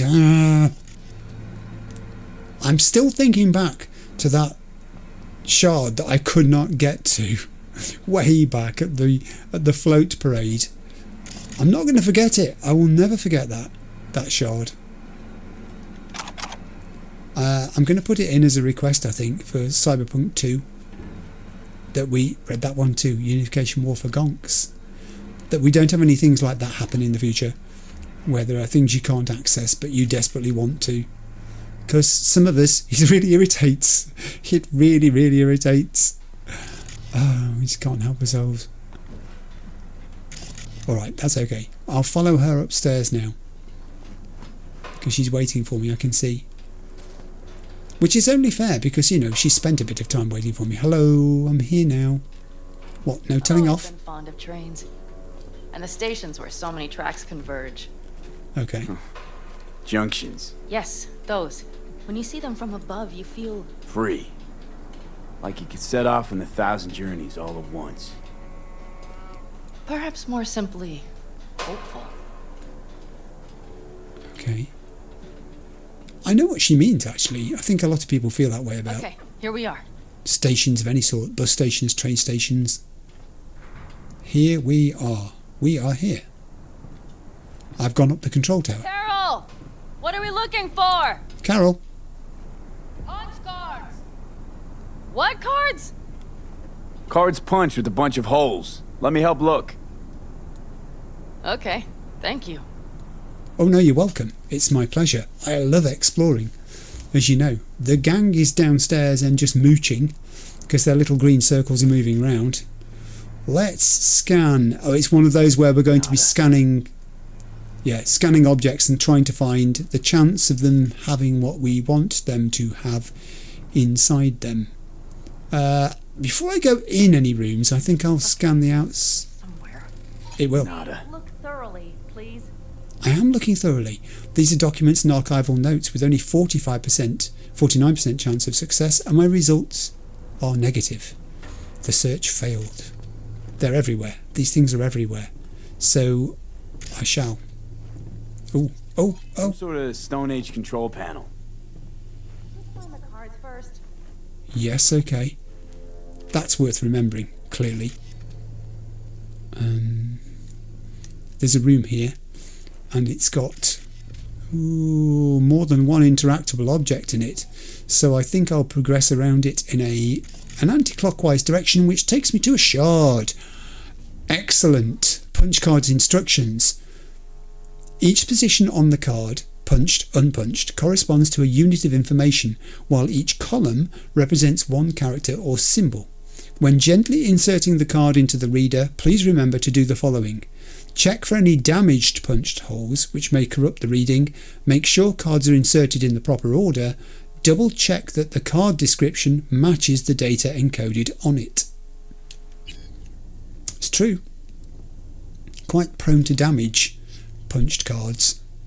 But then so was punched tape. Nada. Nah, same. Nada. Same again. Same again.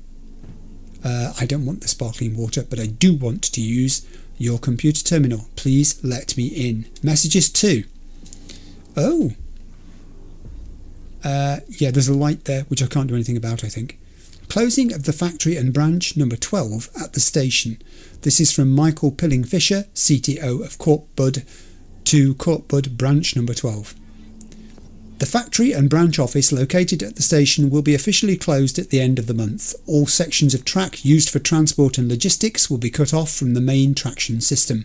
On the final day of operation, all employees will be required to return any company equipment as well as their building access cards. And this is from Jim Rosado to Michael Pillingfisher, re-closing of the factory and branch number 12 at the station. This is Jim from the station control tower. I'm not sure if anyone will read this considering we're shutting it all down, but what about the engine we got here? I get the tracks, but the engine? Someone should probably take care of it, right? Pretty sure it's an environmental hazard. And Michael Pillingfisher replied to Jim, the engine will be removed in accordance with all applicable safety guidelines. And it wasn't, was it? Then we have Rumour Mill from Randy to Emoke, is that? Emoke, you really leaving? How come I'm the last to hear about it? And Emoke to Cat McRae, Rumour Mill. Yep, I'm leaving. I wasn't sure how to tell you. I'm sorry you found out this way. I got a friend with the Red Willow clan. He'll put in a good word for me. Cat McRae to Emoke. Emoke the Nomad? Come on, you always said nomads were a bunch of dirty, stinking, backcountry hicks. Oh. And Emoke to Cat McRae. Cat, they're shutting the place down. We stay, they'll send us somewhere even worse. So if I gotta hit the road, rather decide for myself which road I take. Cat to Emoke. Yeah, sure, you'll have a say. Bet you'll be head of the clan in no time. Leave my stuff on the desk before you go. I'm not sure, you see, whether he thinks whether that is sort of throwing cold water on the plan and saying you're fooling yourself, or whether there's a genuine element to him saying that. It's hard to discern, because it could be either. But I think it's the former. Files. Oh, okay, files not. Totally corrupted, whatever that was. And we're not going to get to see whatever it was as a result.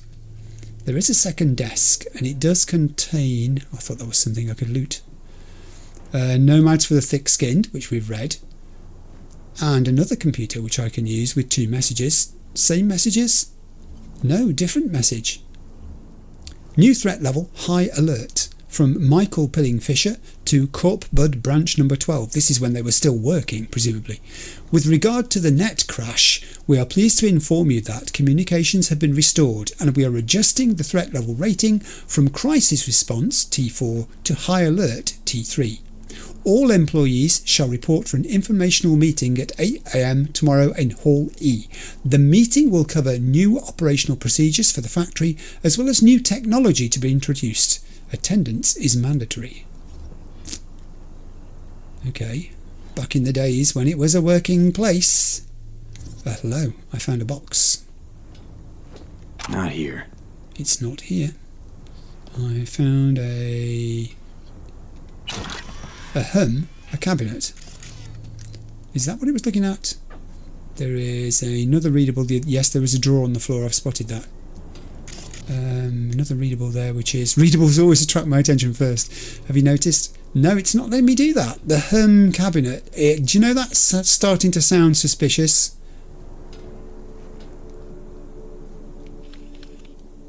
I think that might be a punched card. I'm going to come back. Cardboard box. That's not a punch card. Not here. No, it's not. I think I know where it is, V. I think I know where it is. But I didn't want to miss any of this stuff while I was doing it. Another readable, Inside Metacore. We've read that too. Ah, so many readables in here. And so many of them we've read. There's another readable over there. Definitely going back to that box later. Nada. No, I think I know where it is. I think I know where it is. Oh, hang on. Nothing. Is that a punched card? No. No, it's not. It could have been. I have a readable. Let's look at this. Welcome aboard. Welcome aboard. Congratulations, you've just joined one of 12 proud Corp Bud locations. With your help, we will rebuild what the war left in rubble. With every bag of cement shipped, with every train car sent out, we are one step closer to reaching our goal. What's more, we're the only branch location with our own train car wash. That's right, you can even use it to clean your own vehicle. For your comfort and safety, we offer a complete sports and entertainments package, as well as the G-Rapid Detox and Relaxation Programme. Note, for your own safety, please wear protective gear at all times while working. Corp Bud is not responsible for improper use of workplace equipment or any adverse health effects that may result thereof, including but not limited to blood poisoning, toxic shock, or any instances of cyberpsychosis due to overuse of the G-Rapid programme. Always the disclaimer. Use in moderation. Another readable. What is this? This is the Ural Combinat Locomotive Technical Specifications. Cargo locomotive, manufacturer Ural Combinat, model AM773. The tare weight is 200 tonnes. Reactor count 2. This thing has reactors. The power is 12,550 kilowatts. Maximum speed 70 miles an hour. The brake is OEXX-7B. And the data transfer module is an OT.CC Lima. All of that makes great sense. This is a powerful thing. If we can get this thing on our side and moving. Hey Panam. Oh, hang on. There's some collectibles up there. Why can't I reach them? I'm standing up. If I stand on the top I can. Oh, grenade upgraded. That was worth jumping up for. Now there was a door here, wasn't there? Oh. Okay, I might be coming back down here in a moment. In fact, I'm sure I shall be. I'm pretty sure that was a punch card I saw on the floor. I'm fairly sure it was. I've seen the things. I've used the things, for goodness sake. Hello. I'm so glad I came up here, otherwise I wouldn't have those earrings and a nut ring. I've never heard of that before. I don't know what that means. I'm not even going to go there. I'm not speculating.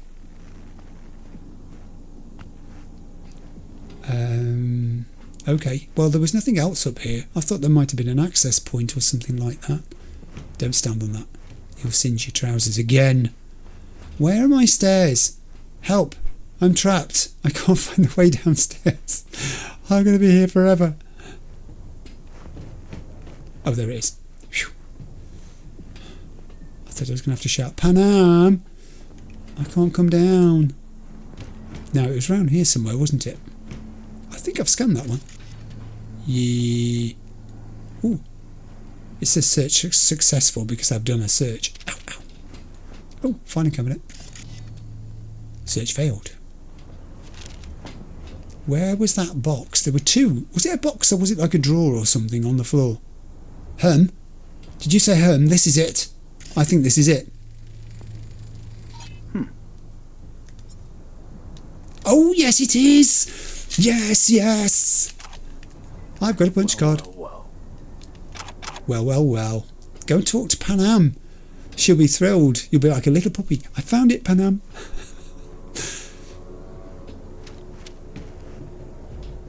Okay, let's see how she reacts. Look what I've got. Got something. Good job. Thanks. Now what? She's going to talk to Carol again. Carol! We have a card!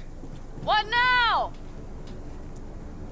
You have to put it in the reader! Well, V? The card. In the reader? Yeah, I've got it. Can I just say, wouldn't it have been easier if Carol had been upstairs with this, instead of having to have this conversation with her at distance and you getting a sore throat in the process? Just a thought, you know. Policy of continuous improvement. Where did I see that weird machine? Oh, hello. Oh yeah, I've been there. Opening the wrong door again. There's the weird machine. There it is. It's got to be this. Yes. Card in. Here goes nothing. You say so. And...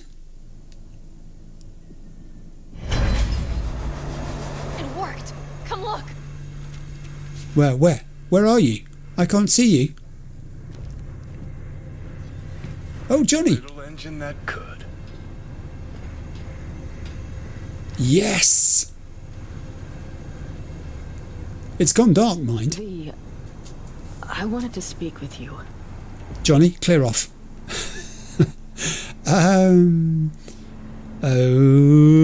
Okay.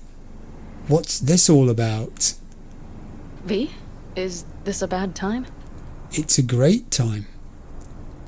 I'm going to go with the top. No, I'm going to go with the bottom one first. You're happier out here. You can smell it a mile off. Surely you joke. I'm about to put my family at risk, get a dressing down from Saul, and possibly be kicked out of the family. And you say I seem happy? Yeah, because you're doing what you think's right for the Aldecado. Yes. Even though it's hard. Even though you're shitting your pants. Dear God, so you can see it too.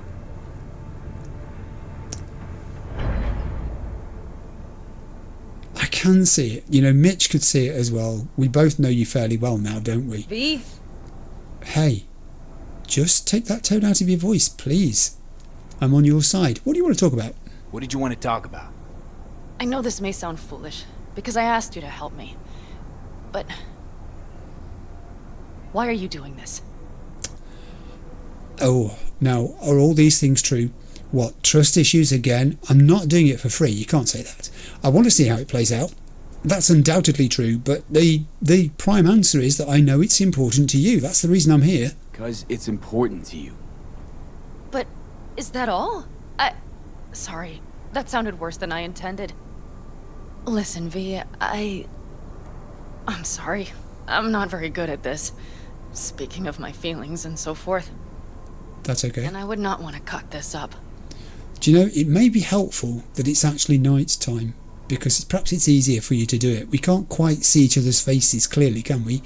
So therefore, part of the emotion in your body language is hidden. I would say... when I say so far so good, does that mean that she's speaking her mind quite well so far, or does it mean that she's cocking it up so well already? I would say so far so good. Come on. So far so good, champ. Because I've kept my mouth shut up to now. The thing is, I usually act before I think. Uh-huh, noticed. Well, maybe. I know. But I also need impulses to act upon. When I do something spontaneously, I feel I'm being honest. Oh. Yet with you, I prefer to play it safe. So that kiss you gave him was not spontaneous? That's interesting. Oh no, I can't say that. Don't feel any impulse one way or the other now. Shame. Or I could ask why it's different with V. Because she's talking about him specifically. With you, I prefer to play it safe. Why? Why is it any different with me? Because I truly care this time. Uh-oh. Yet I fear I'll do or say something foolish and be left alone in the desert. I would rather keep you close. If only as a friend. Oh. I think this is the point at which he's going to touch her hand and say, follow the impulse next time. Try following the impulse next time. Did that work? Okay. Well, in any case, you've been warned. Oh. All right. Oh. Let's rejoin the others. She returned the gesture. Oh my lord.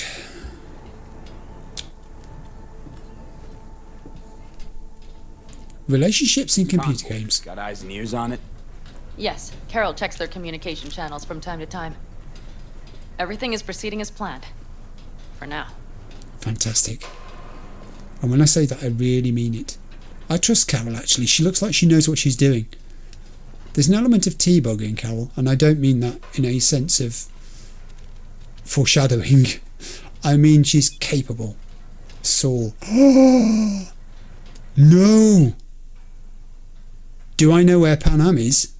Yeah. Oh, now I'm uncomfortable. I'm squirming on my seat here. I'm squirming on my seat. I can say legitimately I am not her babysitter, so why are you asking me? And I can say no idea. I'm gonna... Oh.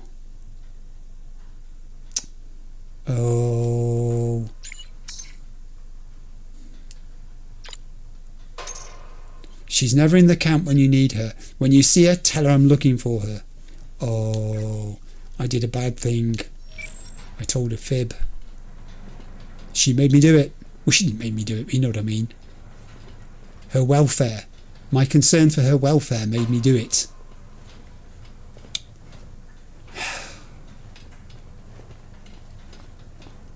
I don't know about the game crushing me, but I think Panam could. I think if this was all to fall apart and her to blame V for it in any way, that would be... We could still Get your ass down a minute, honey. Awful. Breathe. Everything's under control. The convoy is already headed on. Do I get to sit? Can I sit down? Can I sit down? I can sit down. I can... Just get in the right place here. I can say hurry up and wait or worried about Saul. I'm going to do the hurry up and wait one, I think. Because that's what we've got to do here. All the preparation's done. There's nothing to do now. Talk to the veterans by the campfire. Hurry up and wait then. Let's all chill.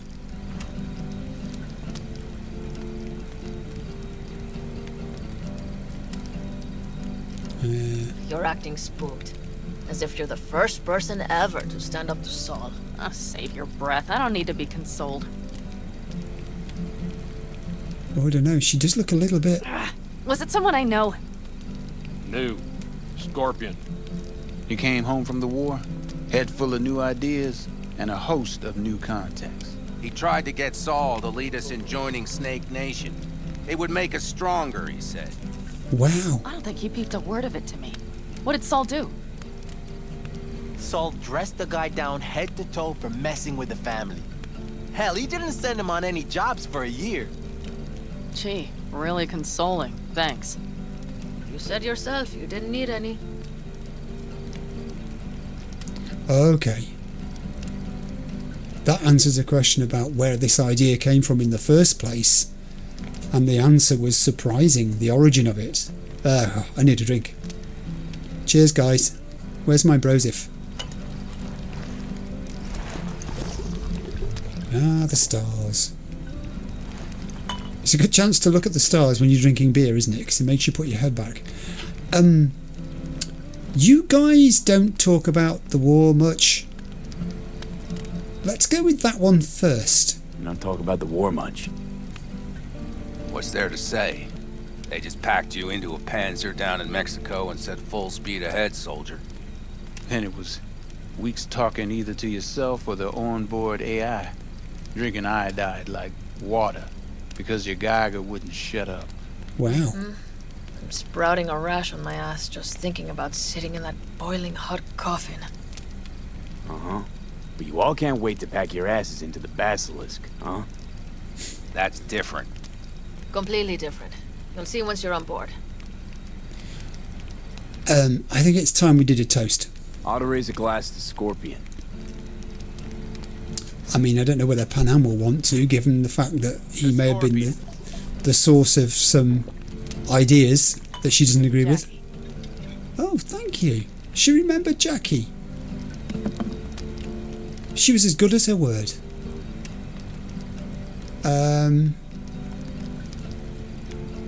I can use the Snake Nation Saul was right thing. Let's do that and see what happens. Saul was right about Snake Nation. You should remain independent. Otherwise, you could end up like the backers. Yeah. Good point. We'll manage just fine on our own. All we need is a few good jobs. To get people talking about the Aldecaldos again. And that's why we're here today. Scorpion would be proud. Interesting. They've all got slightly different reasons for being here, but Mitch's is probably the most forward-thinking of the whole thing. And I think that's maybe what Panam likes about Mitch now. He's willing to not just talk the talk, but actually walk the walk. Oh, I think I'm going to get some sleep. Try and get some sleep. Okay, it'll be quite some time before the convoy comes through. Okay. Oof, look at that. Wake me up if anything happens. Can tell you won't be getting any sleep, or I can scooch closer. Gotten kinda cold. V? Did you just doze off? No, I'm thinking of my options. I'm going to scooch. I haven't scooched for ages. Oh. And she didn't pull away. Not true. But this is nice. Okay. Catch some shut-eye with me.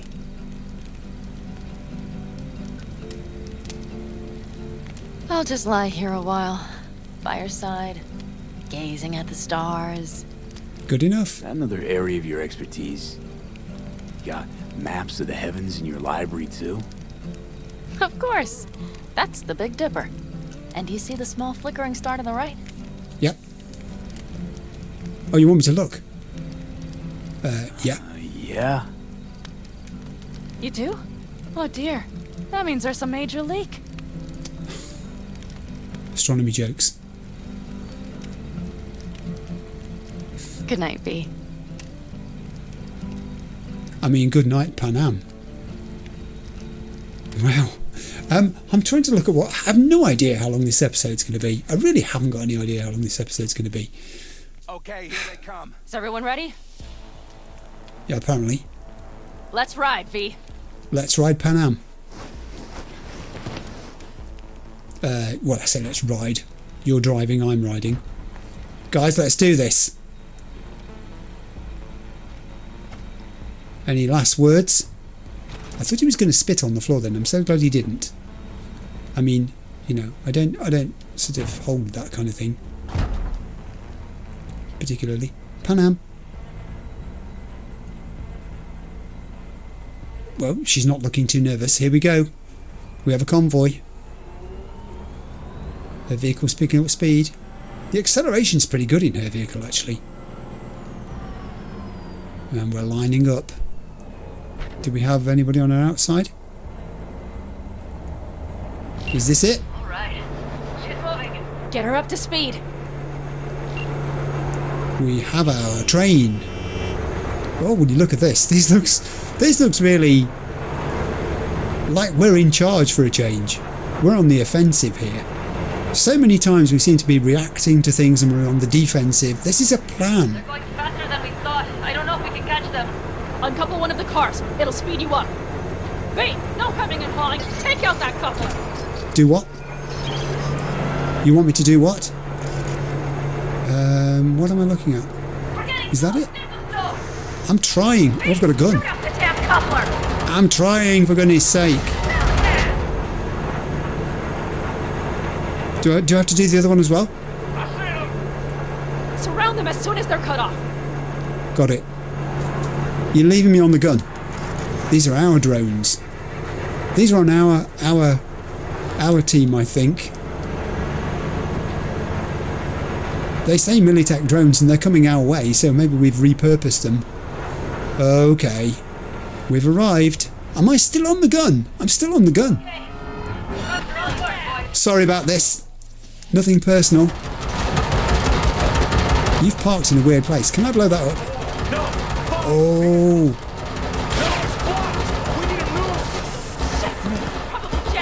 Quick, get out again. Oh, I need a gun. I'm out. Gun. Plan B. Okay, now the drones shooting at me. Allow me, with my plan B, to intervene. Hey, don't get shot, Cal. He's down. How many more are there? They are. This has gone well so far. Our team are doing brilliantly. I don't think so. Gone down. Let me try my rifle as well. Ooh, that's fairly mighty.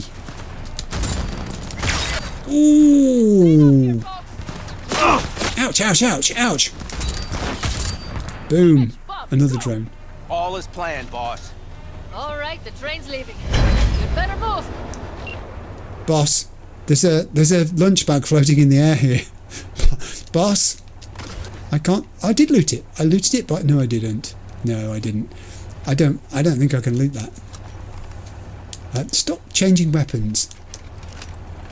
Oh, I can't be bothered.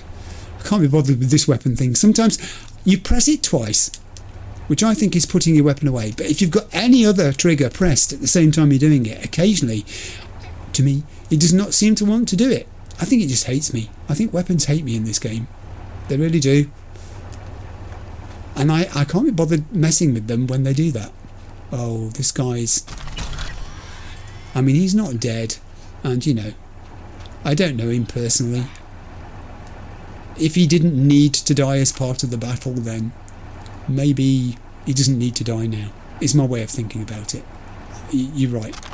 Perhaps I'm being too sentimental. Maybe leaving him alive, he'll be able to tell people exactly what happened here and who did it. And then Arasaka will have to take a number. There'll be so many people after V. I mean, his reputation, if he was an outlaw, you know, he said he wanted to be legendary. I think he's becoming legendary. It may not be quite the context for becoming legendary that he intended, but nevertheless, he's making a name for himself.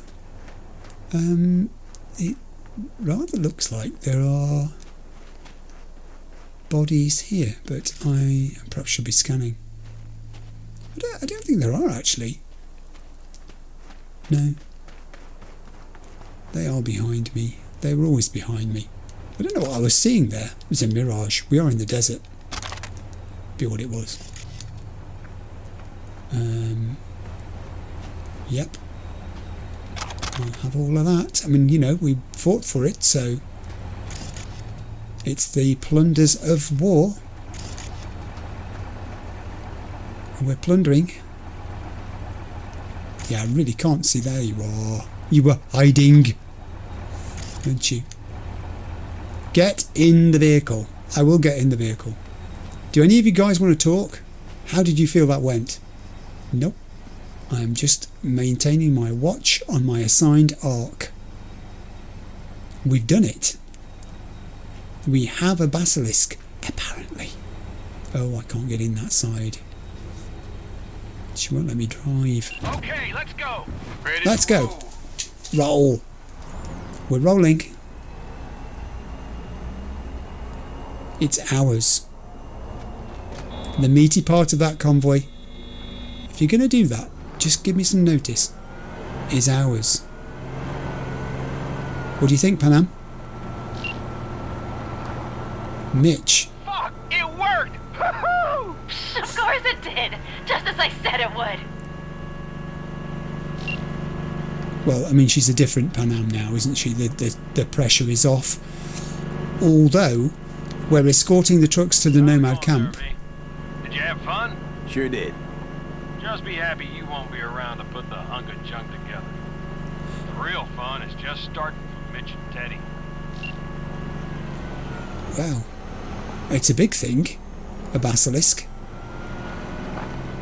On 2 trucks, just like she said it would be.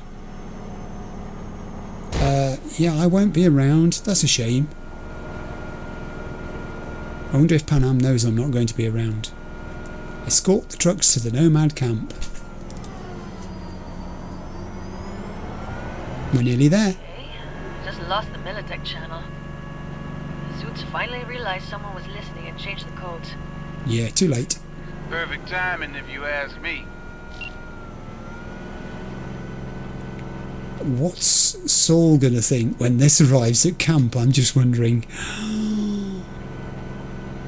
This might not go well. Oh no, and V, of course. He didn't trust V being there in the first place, and now he's going to know that V lied to him when he said, "Have you seen Panam?"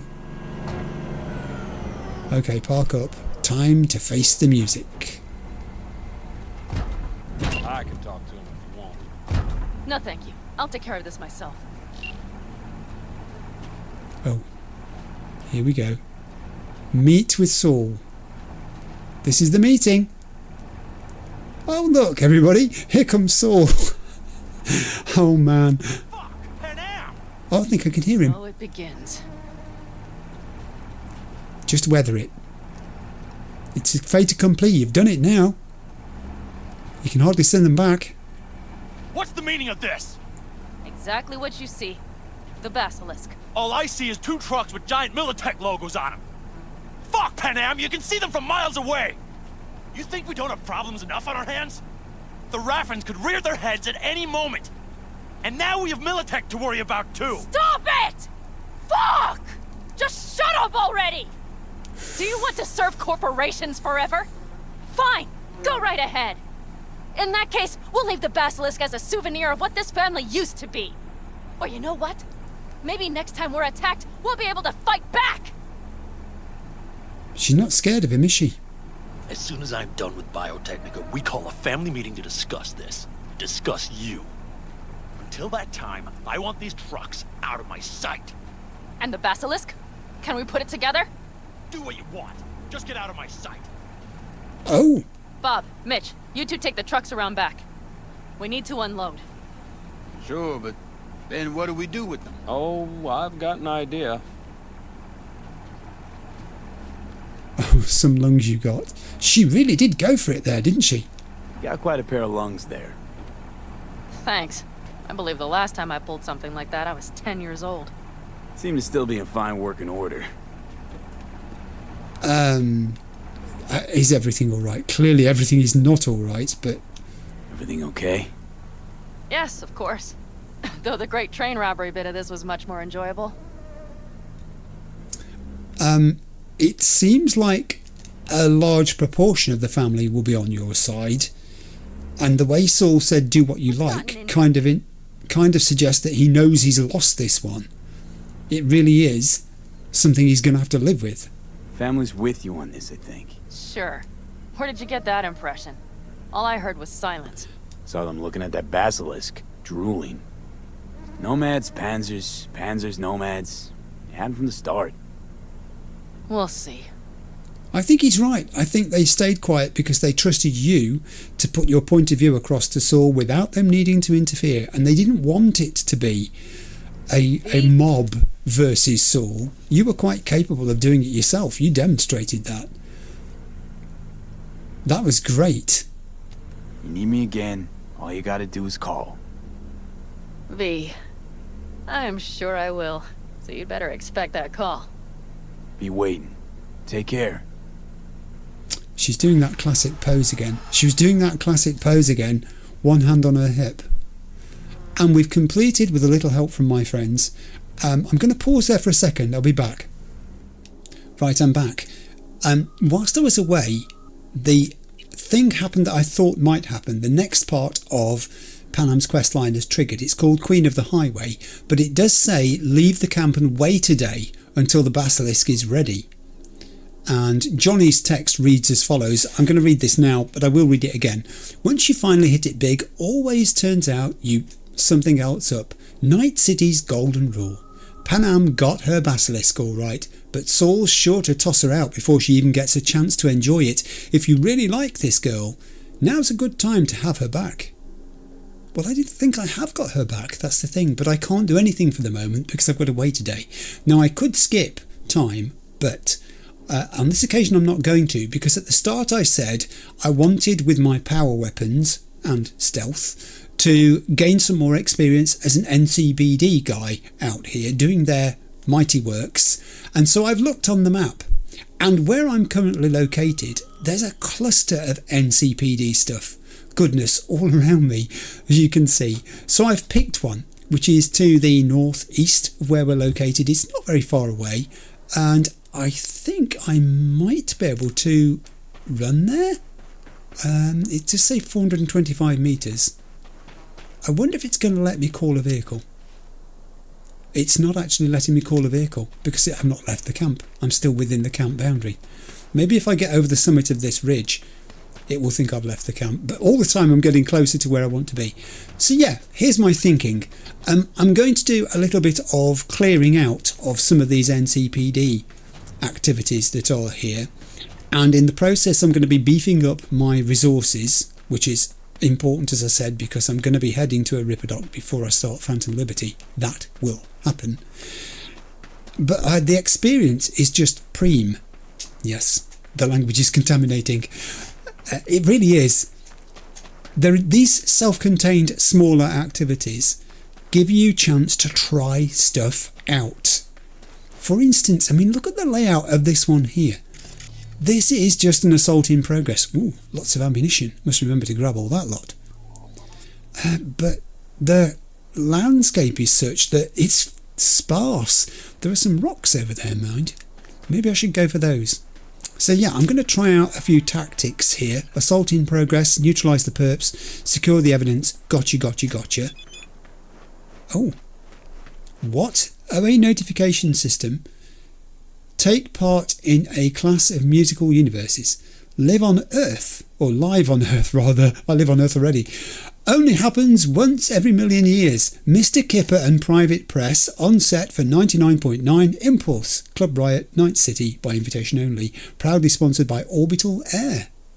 I can reply apparently that I cannot wait. That's all I can do. The notification system is typing. This message was automatically generated. Please do not reply. Some things never change in Night City. Also, I've got a message that's come in from... Oh, Regina. Hello. She's found a cyber psycho for me that I might be interested in. Okay, now I will look at that. Not today, because cyber psychos are a thing I tend to do separately, as you know. Today, I'm here for you. Whoever you are. Can I scan you from this very far distance? I believe I can. You're a Wraith. Ooh, hard to lock into. You're right. I could have zoomed in. No, that's not the zoom in button. 39 episodes and still pressing the health button instead of zoom in. Alright, I think I've got cover here and I don't think they can see me. They will if I'm not careful. Now, let's try a human ping, just to see how many of you there are. Also, I will tag you whilst I can. Let's do this. There's one, there's two. I still haven't tagged the first one yet. There's one, there's two, there's three. Nodding your head doesn't help them tag. I've discovered this. That person in the middle... I can't quite make out. Alright. Do you know what I'm thinking here? I'm thinking, as it's a Panam episode, my sniper rifle, you leave that person alone. Ooh, nice shot. He won't be causing any problems. I'll get back up here again and very quickly take you out too. And in for a penny, in for a pound. Oh, now I'm being shot at. There are more than two. There is in fact a person here trying to flank me. They're trying to flank me. Maybe not the sniper rifle now. I don't know. Maybe the sniper rifle. Alright, anyone else? You're right down there. Ooh, reaction shot. I think that might be everybody. Plan B. Loot. Loot that body. Oh no, hang on.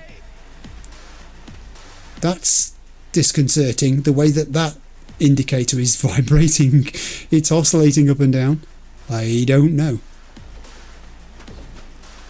Oh yeah, that's painful. Ooh, yes. Can I get back up on my rocks? I felt safe on my rocks. Maybe not safe on my rocks, but... Okay, I've got problems here. Which the plan B will probably help me with. Have a grenade. Ooh, that hurt a bit. Yeah, it really did. And that's the end of you. 1 grenade, a little bit of plan B. And I really didn't get very much for that effort. Honestly, quite a well-featured opponent there. You'd think you'd get a better reward. Not much better than I got from that guy there, really. I mean, there are still indications that there might be lootables where I was standing, but they've gone away now, so I don't know. Yeah, I'll have your focus fire. I'll have your components. I will remember about all that ammunition. I probably shall go round the back of there in a moment. Take that, take that. Ooh, beefy weapon. I think I don't need it now. I'll only have to put it down again, so I won't pick it up. That's useful to have. That's always useful to have some ammunition for my handgun. Some Eurodollars and ammunition. And is there any more for any more? I think there might be, actually. I think if I hop over here and go around the back, I thought I saw some ammunition this side. Yes, I did. Yes, I very did. I've done it again. Please don't try to learn English from listening to me. I beg of you. There are far better ways. I think we may have achieved everything. I haven't looked in the back of this truck, you're quite correct. But there's nothing really to see. So there is that. And the box. Let's open the box and see what we've got. Nice bunch of Eurodollars. That was meaty. And an archive conversation. Archive conversation, Pete and Lisa. Pete. We got it out of him. Made it through 3 whole fingernails. Lisa. Oh, spare me the details. Pete. Said the biotechs are going to do some maintenance day after tomorrow. Showed us where on the map. Got a little blood on it, though. Lisa. Pete. Pete. Kidding. Don't use paper maps. Gave us the coords. Lisa. And there'll be those biotechs who fix up the farms? The protein ones? Question mark. Pete. What other kind is there? Lisa. Just want to make sure. Pete. Yeah, they'll have all the tech we need. Pete and Lisa. Okay, right. That was a job. Back to the map. I'm going to pick this one, which is not far away. It's sending me on a very circuitous route, which I don't intend to follow at all.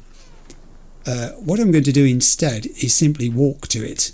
It may be 500 metres away, but I can jog that way faster than I can get there in a vehicle. Plus, jogging across the desert is good for you. Now, this one looks like there's going to be more rock formations that I can take advantage of too. Or maybe even I can climb on this vehicle and use that. They are the other side of it, whoever they, it, are, is. It's an assault in progress. 275 metres away. Somebody's vehicle is there already. It's an Archer thingy. What was it again? A Quartz what? Quartz ECL R275 rear wheel drive, I beg its pardon, still in production. Only 162 horsepower, but not very heavy either. It's a sports car. Been in production since 2041. Right, let's be careful. Let's be careful. We've already got bodies on the approach to this. Oh, what happened here? Have I just stumbled on something completely different? I think I have. Oh dear. Alright, let's just loot first. Loot. Wow. Heavy duty gear. Oh, hang on. Ozob Bozo. Hey, got your number from a friend. Heard you're good at what you do. If that's the God's honest truth, then I've got a gig for you. Call me if you're interested. Okay. So that guy's gone into my phone list, presumably. And a new job has arrived. Send in the clowns. Okay, all right. What was the story here? Let's take the nanofiber shirt, but more importantly, let's read the readable. Archive conversation, Mary Vidor and Stephen Bell. Mary: the family of the pilot is right. Something's not adding up here. Stephen: I'm not saying it does or has to. There's just a lot of sexier stories out there. Mary: DTR lies. Avoid paying damages. Mary: or better yet, DTR cargo plane defective, innocent pilot blamed in accident. Sounds sexy to me. Stephen Bell: too wordy. Mary: DTR trafficking death. Stephen: okay, not bad, but this story's messy. DTR will do anything to sweep this under the rug. Mary: for now I'll just frame it as being about damages paid to the family, a little human interest story. A down and out family tragically loses its only breadwinner, and the classic plea to the corp: oh, Mr. DTR CEO, our life is in shambles, have mercy and help us, please. Article like that won't rustle any feathers in the boardroom. Meanwhile, I'll sneak out tech problem reports regarding the plane. Deliver the old journalist 1-2. Stephen: honestly, I'd just drop it. Mary: I know, Stephen, I know. You're coming with to take stills of the wreckage, or is that too much excitement for you? Stephen: oh, off. Stephen: and drop the story. I'm serious. Mary: Mary: did you listen? Did you listen? And now look, that was not meant to happen. I mean, I'm just on the way to an NCPD gig and I just stumbled across this. Oh boy. It's not a safe place, the Badlands. It really isn't. It's because, you know, at least in Night City there are other people around. There are NCPD. You may think they're not very helpful some of the time, but they're there, you know. Not here. I'm just wondering whether... oh yeah, I am just wondering whether... make use of this rock formation. Put that gun away. Yes, that's a much better gun. Or better still, this one. Because this could be... sniper rifle time again.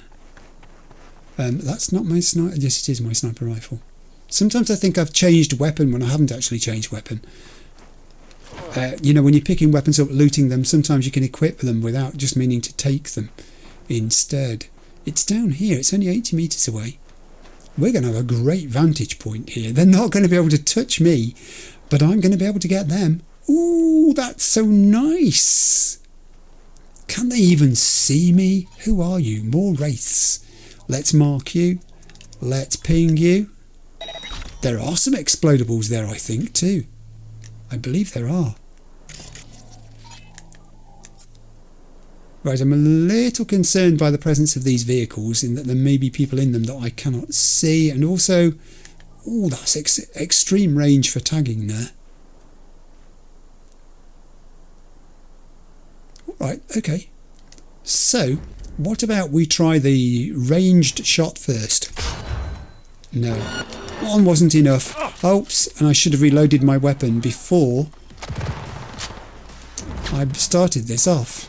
Let's try that again. Bang. Down. Hey, stop dragging your compatriot along by the boots. That's not fair. It's a very satisfying weapon.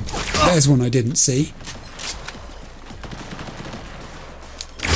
And there's another gone down. Is that it? Are you all done? Combat music has gone quiet. Let's go. What's my quickest way down here? Do I have to go all the way around, or are there ledges I can jump onto? I think I might have to go all... No. I can do that. Right, pistol, I think, just in case we have missed anything here. This is good. This is a quick and clean resolution to the problem. The bodies haven't even got time to turn into little packets of lunch bags for me to have to pick up before I can get in there and start looting. Again, the radio is playing. It's almost a portent of doom having the radio playing. If you're a bad guy in a camp, turn the radio off. I think it improves your chances of survival. Statistically, most of the people who've got a radio playing have died when I've met them. You know? That's statistics for you, isn't it? I can prove anything. Now it's time to scan. There were explodables. Also, there are... Yeah. What do you have for me? Ammunition? Handgun ammo 128. Splendid. Don't stand in the fire. Yeah, I guess one of them could have come out of a tent too. Maybe the ones I couldn't spot. Perhaps that's where they came from, I don't know. Broken down car. I mean, it's been there so long, they can't even identify what it is anymore. It's just a broken down car. Let's pick this up and see what's in it. Don't set your pants on fire. Border Guard tactical vest. 4,602, I beg its pardon. Eddies. And Arc Conversation. Archive Conversation. Brandon Murphy and Dave Arbus. Brandon. You say something about my meeting? Dave. What meeting? Brandon. So you don't know? Dave. No idea what you're talking about, but I do know the office is a... right now. Reading through all employee emails right now. Brandon. Expletive. Mine too. Dave. What did you do? Brandon. Met with my Manuel Mendoza. Dave. That was you? You out of your mind? Brandon. Listen, you weren't there in that town. You didn't see it. You didn't see all the bodies. Corp put my life on the line. Lost my arm because of cock. Dave. Choom, now I gotta say it was you, or this will be on me too. Brandon. Sure, coward. Not like I'm coming back. I'm out. Dave. Where? Brandon. Expletive you. Oh dear. They're all tales of misadventure, aren't they? Okay, let's look on the map again. Where's my nearest NCPD gig now? I think it's probably this one here. Another assault in progress to the southeast. Again, it's suggesting to me I take a very circuitous route to get there. When you look at that route, if you're driving it, there's absolutely no need for that. I am very happy to find it on my... Ouch! I stood on the fire. I told myself not to do it and I did it. Ow, ow, that really hurt. I'm very happy to jog 600 metres this way. Because, hello, I missed you, I'm so sorry. Did I forget to loot you? Please fill in a customer survey and point out that you were missed. It really isn't good enough. We strive for 100% completion of looting dead bodies, as you know. Also, I've just realised I'm not running where I think I'm running here. There it is. 550 metres. I'm not following the blue line at all. The blue line's going the opposite direction to me. And it may be over hills, and I don't care. The exercise is good for V. I can't run at the moment, by the way. Incidentally, I've got Achilles tendinopathy. You get this sometimes. I've been very fortunate. I don't get it very often. But it's the Achilles tendon at the back of your heel. Can become very, very sore. To the point where it affects walking. It doesn't affect it in me at the moment. I'm fine walking, I'm fine driving, stuff like that. But running, no. After the first minute or two of running, it lets me know. And that's the time to stop and let it heal. So I'm resting for a week or two. Which is really weird because I don't rest. As a runner, you're out there, all the time. And it can feel very strange when you find yourself not doing it. It is on the mend, however, so it feels better on a daily basis. And hopefully I will feel better after I have cleared this assault in progress here. Again, the topography of the terrain here is just so different again. Ping you. It's another Wraith. There's a guy up there who's very much like a lookout type sniper position, dude. And I thought I spotted another one the other side of here. I did. But too far away to be pinged by that ping. And also, I'm going to have to be careful here because that guy up there really will see me if I'm not. There's a bunch of them here. A Wraith Marauder. There's someone else kneeling down there who I might not be able to separate them from them. Yes, I can. And did I see another? No, I think I didn't. Right. Now, this is a different kettle of fish. What I think I might do is try to plan B these people. I'm going to have to, however, be very careful. Oh, he's turned away. Would you credit it? He's turned away. The person that worries me most is the lookout because he can see a goodly distance in all directions. I'd rather like to take him out of the equation, but I think if I climb this rock I'm going to be visible to too many of them, so I won't do that. I will stay down here. I could try sneaking up on them. They've got different viewing arcs. Or I could just try taking them out one at a time. I'm pretty sure I'm not going to get through a whole collection this way, but it's satisfying for each one that you can do. So on that basis I'm happy to try. Now is that guy... No, he still isn't visible to me. They're all clustered over there, so a quick hack could take them out. You're quite right. But I said I'd brought these power weapons with me for a reason, and I've already done some quick hacking today in the earlier NCPD gigs, so, you know, it's the multi-pack we're having today. We're having the different varieties. I want to say too far away for me to risk a plan B there. Oh, this guy, he's just not... Whoa, steady. He's not quite visible enough at any point to my plan B, and I don't think there are any rocks over here I can make use of. I mean, I could hide behind a tree, but that's not a lot of cover, is it? Fortunately, all the other guys are over there, though, so it's just this one I've got to worry about for the moment from here, in terms of viewpoint. How close dare I get? Ooh, that's very close. I mean, that might be doable. Worth a try? Let's try it. Yes, it was. Quickly get back into cover. Oh. Oh.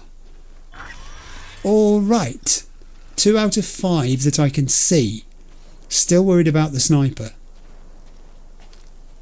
Also still worried about the fact that the other two don't seem to separate at all. Maybe I could use a distraction. I don't think they're going to find the body because they haven't moved from where they were. Now I can see him. That had to happen quickly. And it did. Took 2 shots, but he was not able to raise the alarm. Alright. What can I do with anything? Let's try a distract enemies and see if either of them is distracted by it. Oh, hello. It may have had some effect. Well, I never. Yeah, but he didn't get distracted by much, did he? Maybe if I try that one over there. Is that within range? Yes! Oh no, there's another one there. Oh, heck. It's a good job I was looking. I wouldn't have seen you. It's a long way away. But then I have got a plan B. Ooh. You see what I mean about this gun?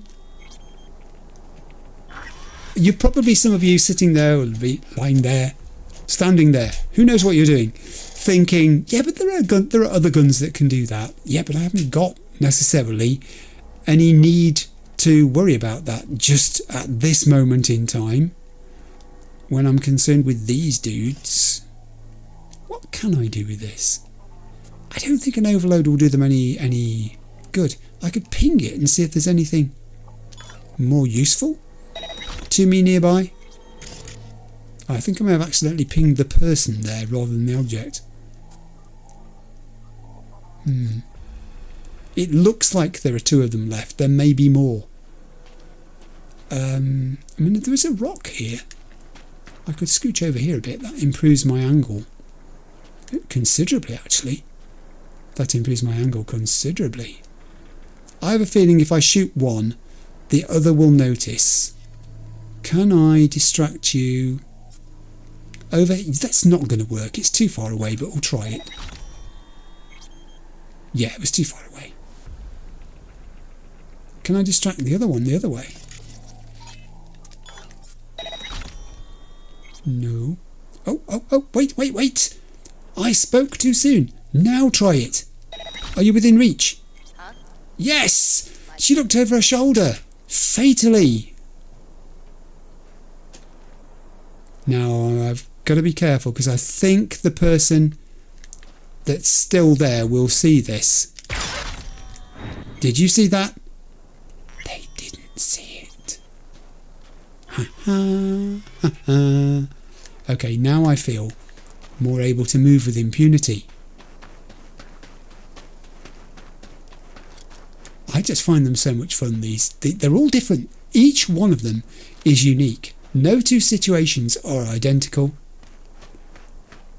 And, you know, when you're trying to get better at choosing tactics and trying out weapons, discovering their potential and their limitations, these are perfect for it. They're exactly what you need.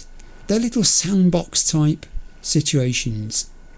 Now, you see, if you were busy welding, you'd have heard me come creeping up behind you, and then this wouldn't have happened. But it did, didn't it? Okay, that went well. I'm pleased with that. I had a plan, pretty much stuck to it, and it worked. And you know that doesn't happen very often with me. I very often have to adapt a plan because I've failed in some way. I've got something wrong.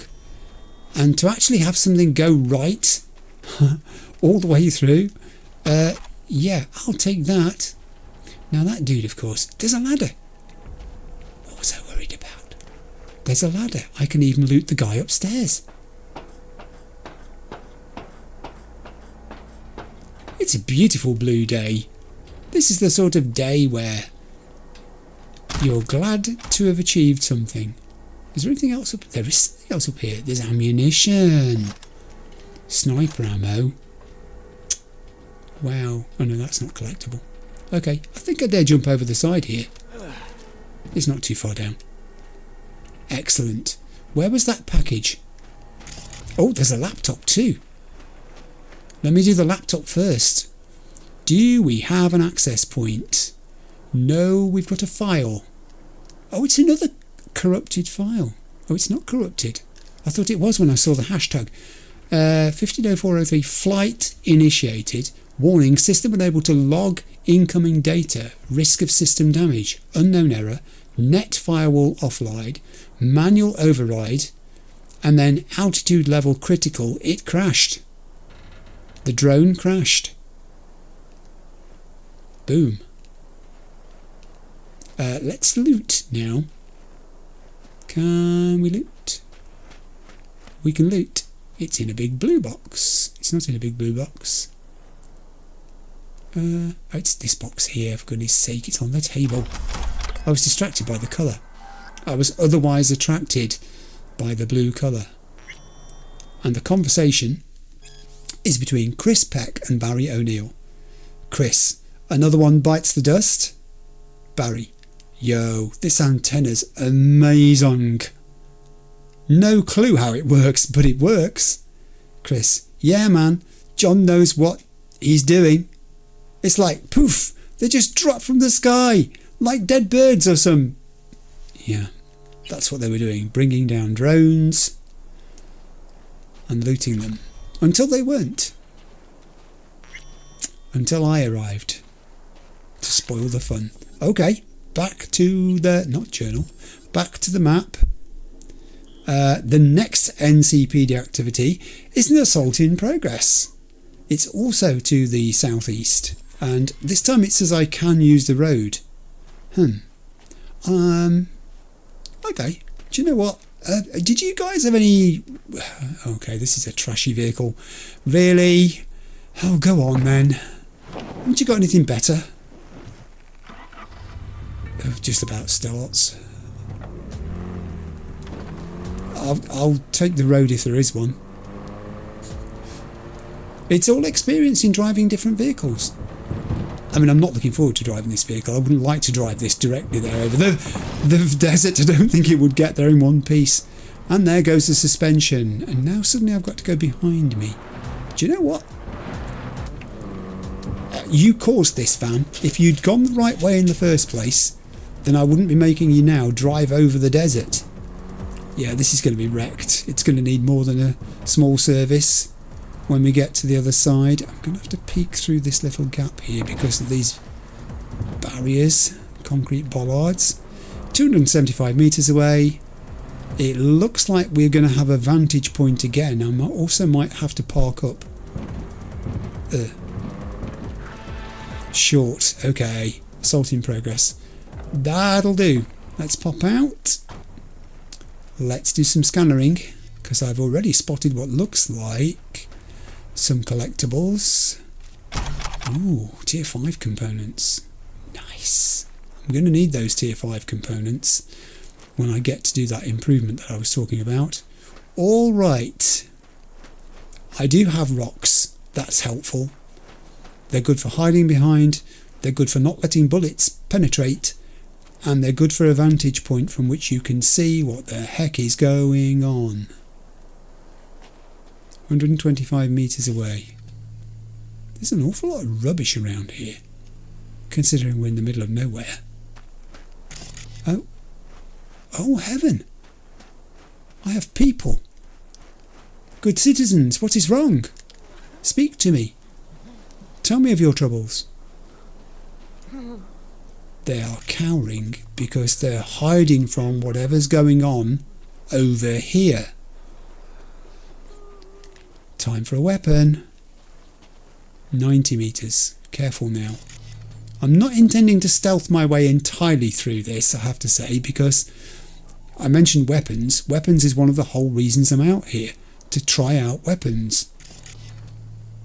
Ooh, this is weird because of the rocks, I'm actually going to get very close to this and then suddenly it's going to reveal itself. I might have to go in sideways. Oh, here we go. Contact.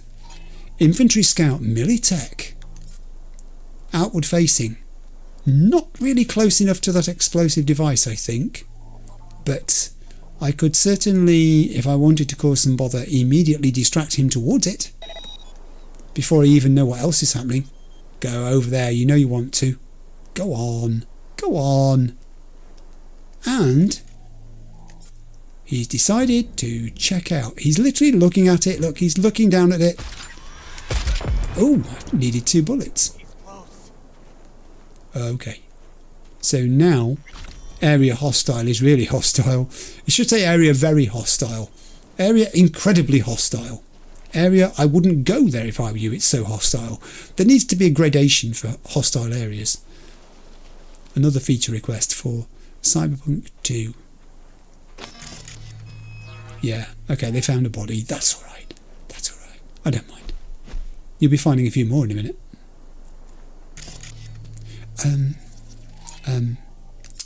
I mean, I could climb a rock.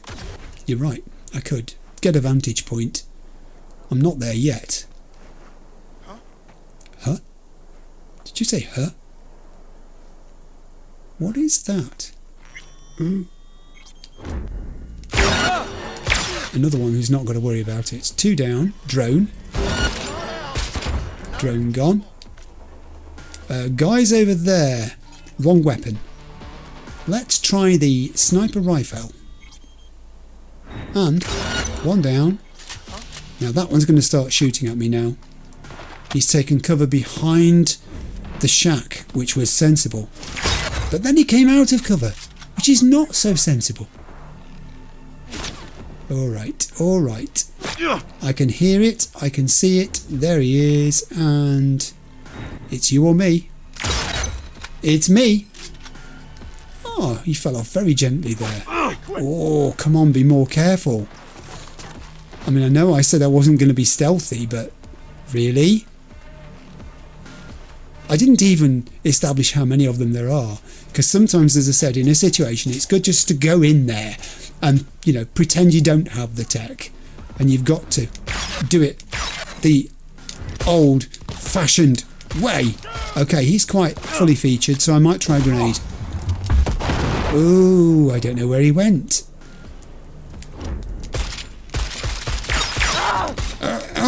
I'm out. Just drop a grenade there, which kept him busy while I reloaded. I am wasting bullets, you're right, but you know, I got the plan B in my hand, and I'm sure they're going to give me back more than they've cost me. Okay. I can still hear voices, and I've still got combat sounds, combat music playing. Oh, I mean, it tore him apart. He was so upset. All right. This might be a grenade. Just there, I think. Ooh. Both took a little bit of damage from it. That one can have another grenade. Oh, I think I've overthrown. He was running at me so quickly. You ran into danger. I applaud you for that. It was a very brave thing to do. You didn't have to do it, but you did it. Yes, you certainly did. Minimap's still got guys looking for me. Or at least one. There he is. Let's try the other gun. Ooh. I mean, it doesn't fire many bullets, but it does have some decent headshot. Head damage multiplier thing, which is, you know, if you can land them, and it does seem to like to target them, then it's quite a good thing. That body has been looted. That body has... well, bits of body have been looted. I did those, didn't I? I need to just follow the map now. I'll go back onto my plan B. I think we didn't even need to use the explosive devices. This area looks like there's a lot to loot here. It was well worth coming to. I want to find out what went on, obviously. Ooh, that's interesting. Stuff in the boot of cars. Quite a rarity to pick stuff up from the boot of cars. There's a lot of bodies, and I'm not responsible for all of these. All of them also giving out Eurodollars to pay for their burial. It's like a cowboy film, isn't it? Where, you know, having shot the baddie, the goodie gives the Undertaker a gold piece or silver dollar or something to pay for the burial. Oh, it's the radio of doom again. It's the radio of doom. Wherever there's a radio playing, run the other way. Exit the area immediately. Don't even stop to turn it off, because, you know, that minor hesitation could cost you your life. This has been a public service announcement for NPCs everywhere. Santa didn't bring me a t-shirt this year with NPCs on it. I was quite hoping that if I mentioned it enough around Mrs. Santa that she might have, but it didn't happen. There is some more ammunition there, which I can now see, and I couldn't see it before. It's because it's buried in this undergrowth. Sniper ammo. And there were two, if I'm correct. I thought I saw another one. Maybe I didn't. Maybe I'm confusing it with this body. Double jump. Ooh. Who had on him 4,601 eddies. Well worth going back for. Still finding crates. This is the big crate that I need to do. So let's do this now. This is from John Ombar, and between him and Samuel Teasel. John: so what did those Militech chooms want? Samuel: said we got to scram or there's going to be trouble. That it's their turf, they got to protect it. John, I ain't going nowhere. You tell them we're vets, that we fought for Militech.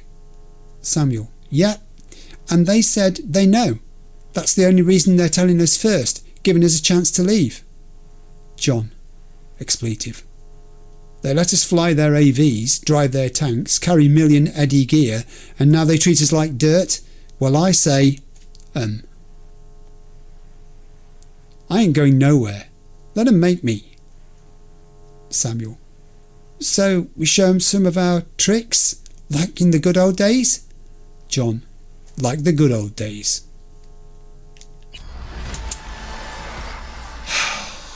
We know how that went down, don't we? Okay, I'll hop over this here fence again. I like this encampment actually, but like I said, there is an awful lot of just stuff lying around. Box of components, weapon dropped by somebody who I may have dispensed with a little earlier. Another archive conversation. This is between Militech Sergeant Major and Militech Captain. Sergeant, received a drone report. They're still there, requesting permission to conduct the operation this evening. And the captain replied, permission granted. Their time ran out. Militech came for them. And this was the result. What a senseless waste. As the radio played on, showing no concern whatsoever, as I looted bodies left, right and centre. I think I may have got most of everything that's here. Oh, hello, Panam. V, thanks for having my back during that shouting match between me and Saul. Well, you see, I had your back by keeping out of it. I trusted you. I knew you had it in you to take him on unaided. And that was my support. I was so livid I can't even remember what I said. I just hope you didn't catch any stray venom because of me. And nothing about what I told you made you feel a little uncomfortable. You know what I mean? Oh, is this you wanting to back out? No, everything's fine, Panam. I miss you. Oh, response? Well, so do I. It's just, you know. I do know. I'm tempted to call her. I'm not going to call her because I'm going to see her when a day of time has elapsed. I'll be able to go back and talk to her. Yeah, what was I saying about this place being crowded with stuff? It's everywhere. Oh, no. Oh, okay. She thought about it for a minute. I'm just waiting for the right moment. And then I say the one we had by the fire wasn't right enough. Oh, not trying to put any pressure on you. Or wait, should I? No pressure. Do you know, I really don't know what's best to say there. No, he's not putting any pressure on her. Yeah, let's say that. Oh. Panam Palmer is typing, I'll see you soon. Good enough for me. Good enough for me. Meantime, no, why am I on the roof? I didn't want to go on the roof. I just want to go over there. Climb over this puny vehicle, which I'm going to buy one of, by the way. I like these things. I mean, just for the fun of driving it, I just want to see what it feels like to drive around in one of those things. I'd like to take it into a heavy situation too. Good Lord, there's a safe there. What's it doing there? I could have totally missed it, completely ignored it. Hop over here because there is some more ammunition. It's in the car of all places. There's a lot of stuff lying around here. It seems quite random. Why there be quite so much in this particular location, I don't know, but there is. Well worth having. Look at it, another car with something in the boot. Alright, it was some tequila, but you know, it was some tequila. Okay, now I think that's it. That will... No, it won't. There's a weapon there. Thank you. That will do. Let's back out of here. I'm going to go back to my map. Have a quick look around. I think I'm going to do this NCPD reported crime on the way back. Again, it's telling me that I can drive there if I wish. Just saying, I was here, it was here, no one was using it. Radio's on. Those Militech guys like their tunes. That's been good. It sharpens you, I think, you know, doing these NCPD gigs. Oh God, I'm a Militech vehicle going past a Militech vehicle. Hi guys, we're all on the same team. They didn't notice. They didn't notice that I'm driving it. I'm going to leave the radio on. I do like the kind of limited time duration. Oh, careful. Of these gigs too, because if you're struggling and if things have gone wrong, you don't have to live with it for like an hour. You can move on and think, okay, lesson learned from that one. Next gig, I'll try not to make the same mistake twice. Also, the situations being so different, they kind of present you with the opportunity to try different tactics. What's that? The things you keep seeing out. I've got to do so much exploring of the Badlands. I'm sure there's stuff, weird stuff out there. It just feels like there should be, you know. Okay. Alright, now this is odd. There's no threat here from what I can see. But there has been something untoward has gone on. They weren't robbed for their Eurodollars. But on the other hand, archived conversation between Harry Sullivan and Jim Geronimo. Harry: Militech must have done some sort of update. Jim: either way, lost my access to their weather system, and if I lose my access, a lot of other people lose theirs. Harry: got it. Jim: I need access to accurately predict sandstorms. Harry: you're Wraiths after all. Jim: right. Harry: K, just let me get my things and I'll be on my way. And then Jim said, okay, waiting. How's it going? You do your thing? Harry replied, still on my way, call you in an hour. Jim: and be careful, might be Militech patrols nearby. Climb that turbine, hack what you gotta hack and bust your out of there. Harry: yep, I know what to do. Jim Geronimo said, sure. And then, well, Harry, did it work? Oh, we have a new job. Blood in the air. Let me pop and see if I can find this. Has it gone into my journal? Is blood in the air in my journal?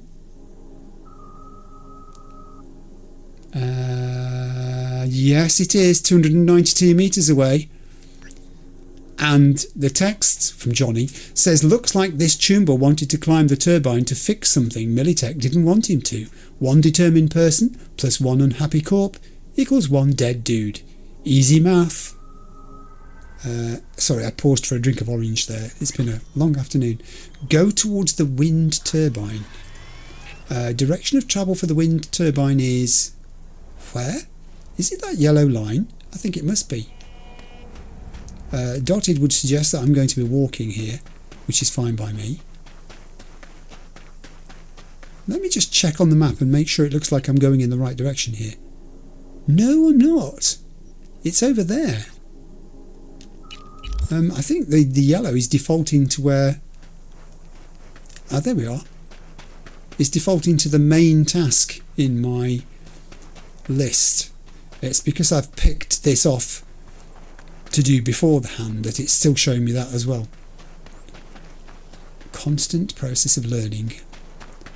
At the moment I'm learning that sandhills don't make great cover. Shrubs, not so good at stopping bullets. Much prefer rocks. Oh, this is not going to be good. There's nothing here. I don't have... I mean, I'm not far away. I'm only 100 metres, growing closer by the second. But I don't have much cover. How close can I get before I reveal myself? There are vehicles there. Ooh, that was a good slide. I didn't mean to do that. That was very good. I've got to be careful. I have got to be careful. Literally nothing. Just shrubbery. That's all I've got. There are at least 2 bad guys here. I don't think there's anyone on the observation platform. I don't think there's anyone on the observation platform. It's pretty hard to see anybody because of the very, there we go, the very same shrubbery which is, oh here we go, which is concealing them, is also making it hard just to see anything. Oh yeah, we can tag you. There's also a third dude over here. I think I can tag through the vegetation. 3 might be the magic number. Now, I don't know. They're bound to have patrol routes. There may be more than 3 of them. It's an awful risk getting that close. It's an awful risk getting that close. There are their vision cones. Whoa, that guy just turned round. Oh, that went bad. That went terribly the wrong way. I don't think they can see me when I'm behind a shrub like this. I think it's sufficient foliage to provide cover. But I mean, those 2 guys are right close together. Or at least they are. It could be a parallax effect. I think it is. I don't think they are as close as they appear to be. But that one is certainly looking almost in my direction from his vision cone. And now that guy's on the move as well. They are overlapping. Just when you think, you know, you've got one who can't be seen by somebody else, they shift positions and kind of cover each other. If I could parachute into the middle, I could probably take all 3. Oh, no, no, no, no, no, no, no, no, no, no. But they don't stay still long enough for me to be confident about doing that. You see, I think that guy furthest left is going to turn round in a moment and start walking back this way before I would be able to get to the guy on the right if I was to try stealthing him. I can try getting to this rock. There he goes. He's already starting to look over his shoulder. Look, look. He's getting twitchy. I don't do it. Woo! I was about to say what's the worst could happen, and then it happened. Oh, oh, oh! Keep him between me and that van. Okay, now there might be a chance. Now there might be a chance. I'm going to have to be quick. I'm going to have to be quick. And grab. And drag. Behind here and kill. 1 down. Do you know what? I'll loot you while I'm here because why not?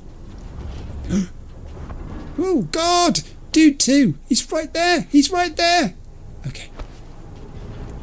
Very quietly, and grab. Drag, drag, drag, drag, drag behind the van. Come over here. What are you doing? Kill him. He's dead. He's sticking out a bit more than I'd like him to. Pick up his body. Let's go this way. Put him down again. Put him down. You don't know where he's been. Put him down. Thank you. Looting. Alright, now I'm starting to feel more optimistic.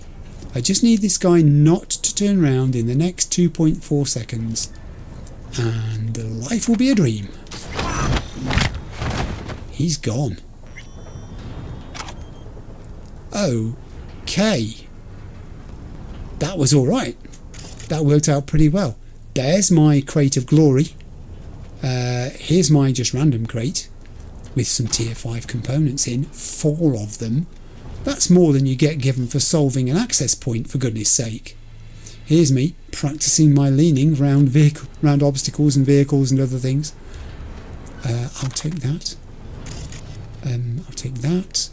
I'm going to be so heavy by the time I get to dropping off weapons after all of this. I don't think there's going to be anything of any use in the back of this van, but I'll be nosy and open it just in case.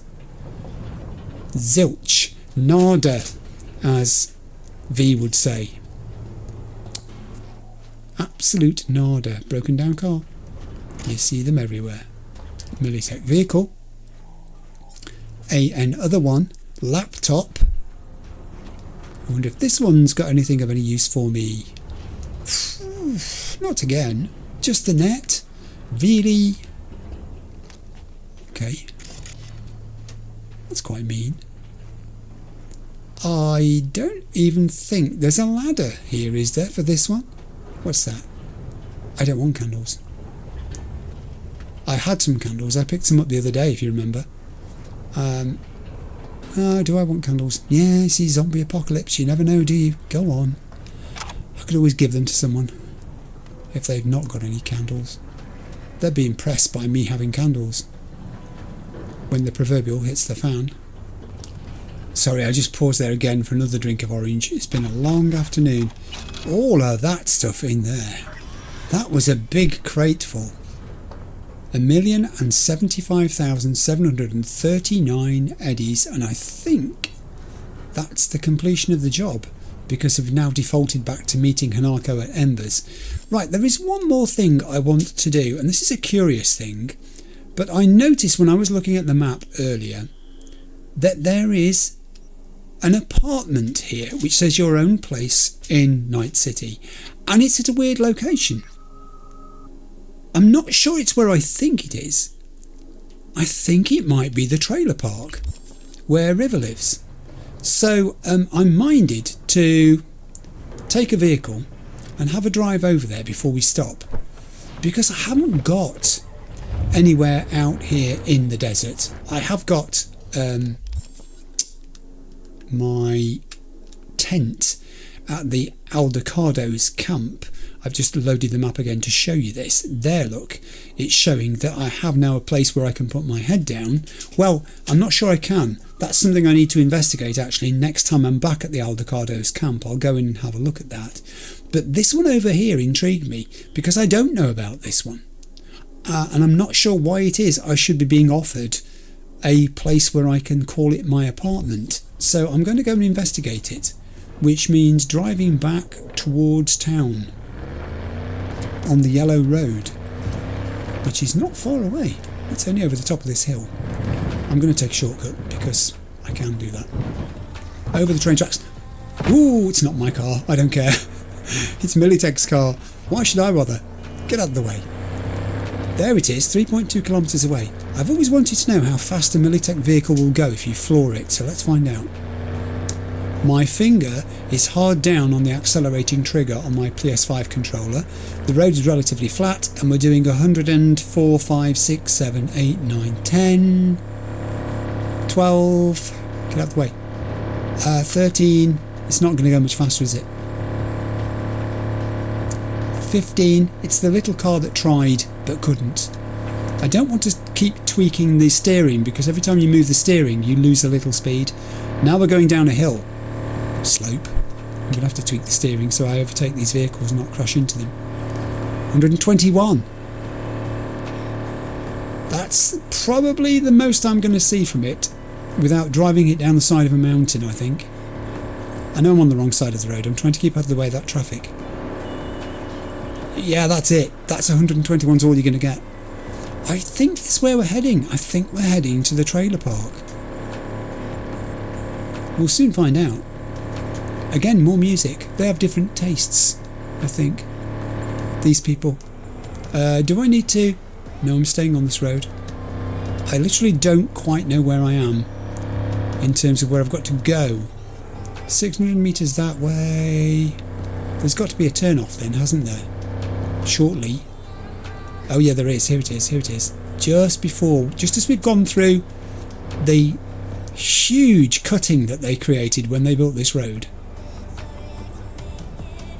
This is a laid-back tune that we have playing. Quite relaxing considering what I've been doing today. Don't pip your horn at me, I was just saying how relaxing it was. And then you go and spoil it by doing that. I think it is. Okay. Fast travel point. Clothing retailers. Oh. What's wrong with this dude? Yeah, like one of them pipes from the sewer. Yeah, man, back's killing me. Right. Uh-huh. So, where was I? Yeah, I slept pretty good. That was it. Still had to get up Nice early weather 'cause I today. got the, the kid. Yeah. Don't let me get in your They way. say you can't get drunk when you got kids, but that ain't true. You can, you just gotta get up in the morning. Called being responsible. These conversations, honestly, they make this game for me. They really do. The creativity involved in coming up with, I don't know, 1,000 different conversations like that. I'm so appreciative of it, really. When you consider the amount of human effort that goes into it, I can't think of anything else like it. You know, a movie takes a lot of people, but a game, goodness me. Oh, hello. Yes. No, I've read it already. Chrome and you. It's the sort of thing that's quite right, though. Someone would be reading a novel whilst lying on a lounger in the shade. So here is the building it sent me to. But this is just one of the trailers that we know about. I can go in it. I have an artifact there. We like artifacts, don't we? Kitchen area, which again we know and are readable, which we've read. Dubai, Sand and Death. Bathroom, if I remember correctly. No, another bedroom. Ooh, under readable I have not read. Okay, that one's coming home with me. Where are you? There you are. What are you? Okay. Review. Bloody Bout 7. What went wrong? Just when we thought Macroware was done with putting out unfinished games, we get this piping hot plate of spaghetti code. Frankly, I don't even know where to start. From the story mode, which feels like it was cobbled together from the half-baked ideas of 6 writers working in different time zones, to the non-intuitive tutorials, to the ridiculous lag that had me making a fresh cup of coffee between each punch, and finally to the head-scratching localization foul-ups. Honestly, the dialogues made no sense in any language. What the were they originally written in? Swiss? They were not impressed by Bloody Bout 7. Although, you know, yeah, I'm sure you read that and probably thought,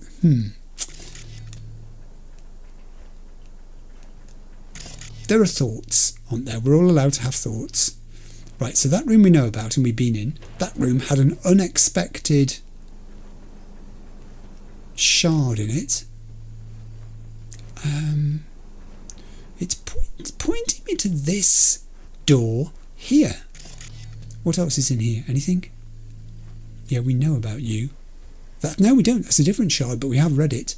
The long return, aftermath of the Great Nomad Tragedy. An awful lot of Nomad-related shards in this one, which I'm really liking. That was it. That was the place. Now it's saying, man, I don't know. It would appear that there are places where you can go that kind of are like places you can rest, but they're not. They're not. Oh, hang on. Here's a room I've not been in. Is this it? Is this the room? Oh, maybe this is it. Oh, okay. I take it all back. I can sit just like I can at home. I have a laptop which I can use just like at home.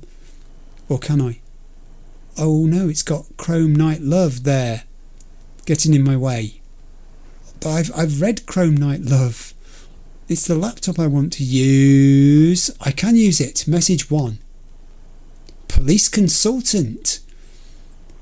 This is from River to Steve Burton. Hey buddy, so I caught up with Riff the other day. He said you went private sector police consultant. I know you're riding a couch instead of a desk these days, but I was wondering if you still have any old contacts I could tap into. It'd be great to hear from you. It's been ages. River's putting out feelers for his possible future employment. Also, we have a file. Cooking Makes Simple with Frankie. Oh, it's a jambalaya recipe. If you're a stranger to the kitchen, jambalayas are a great first friend to make. There is no one single recipe for this traditional dish, which is typically made with whatever ingredients are in season. Even with Cajun cooking connoisseurs at the stove, jambalaya almost never tastes the same twice. Chances are, by the time you're done, you'll have your own homegrown original recipe. Frankie's just here to help you get started.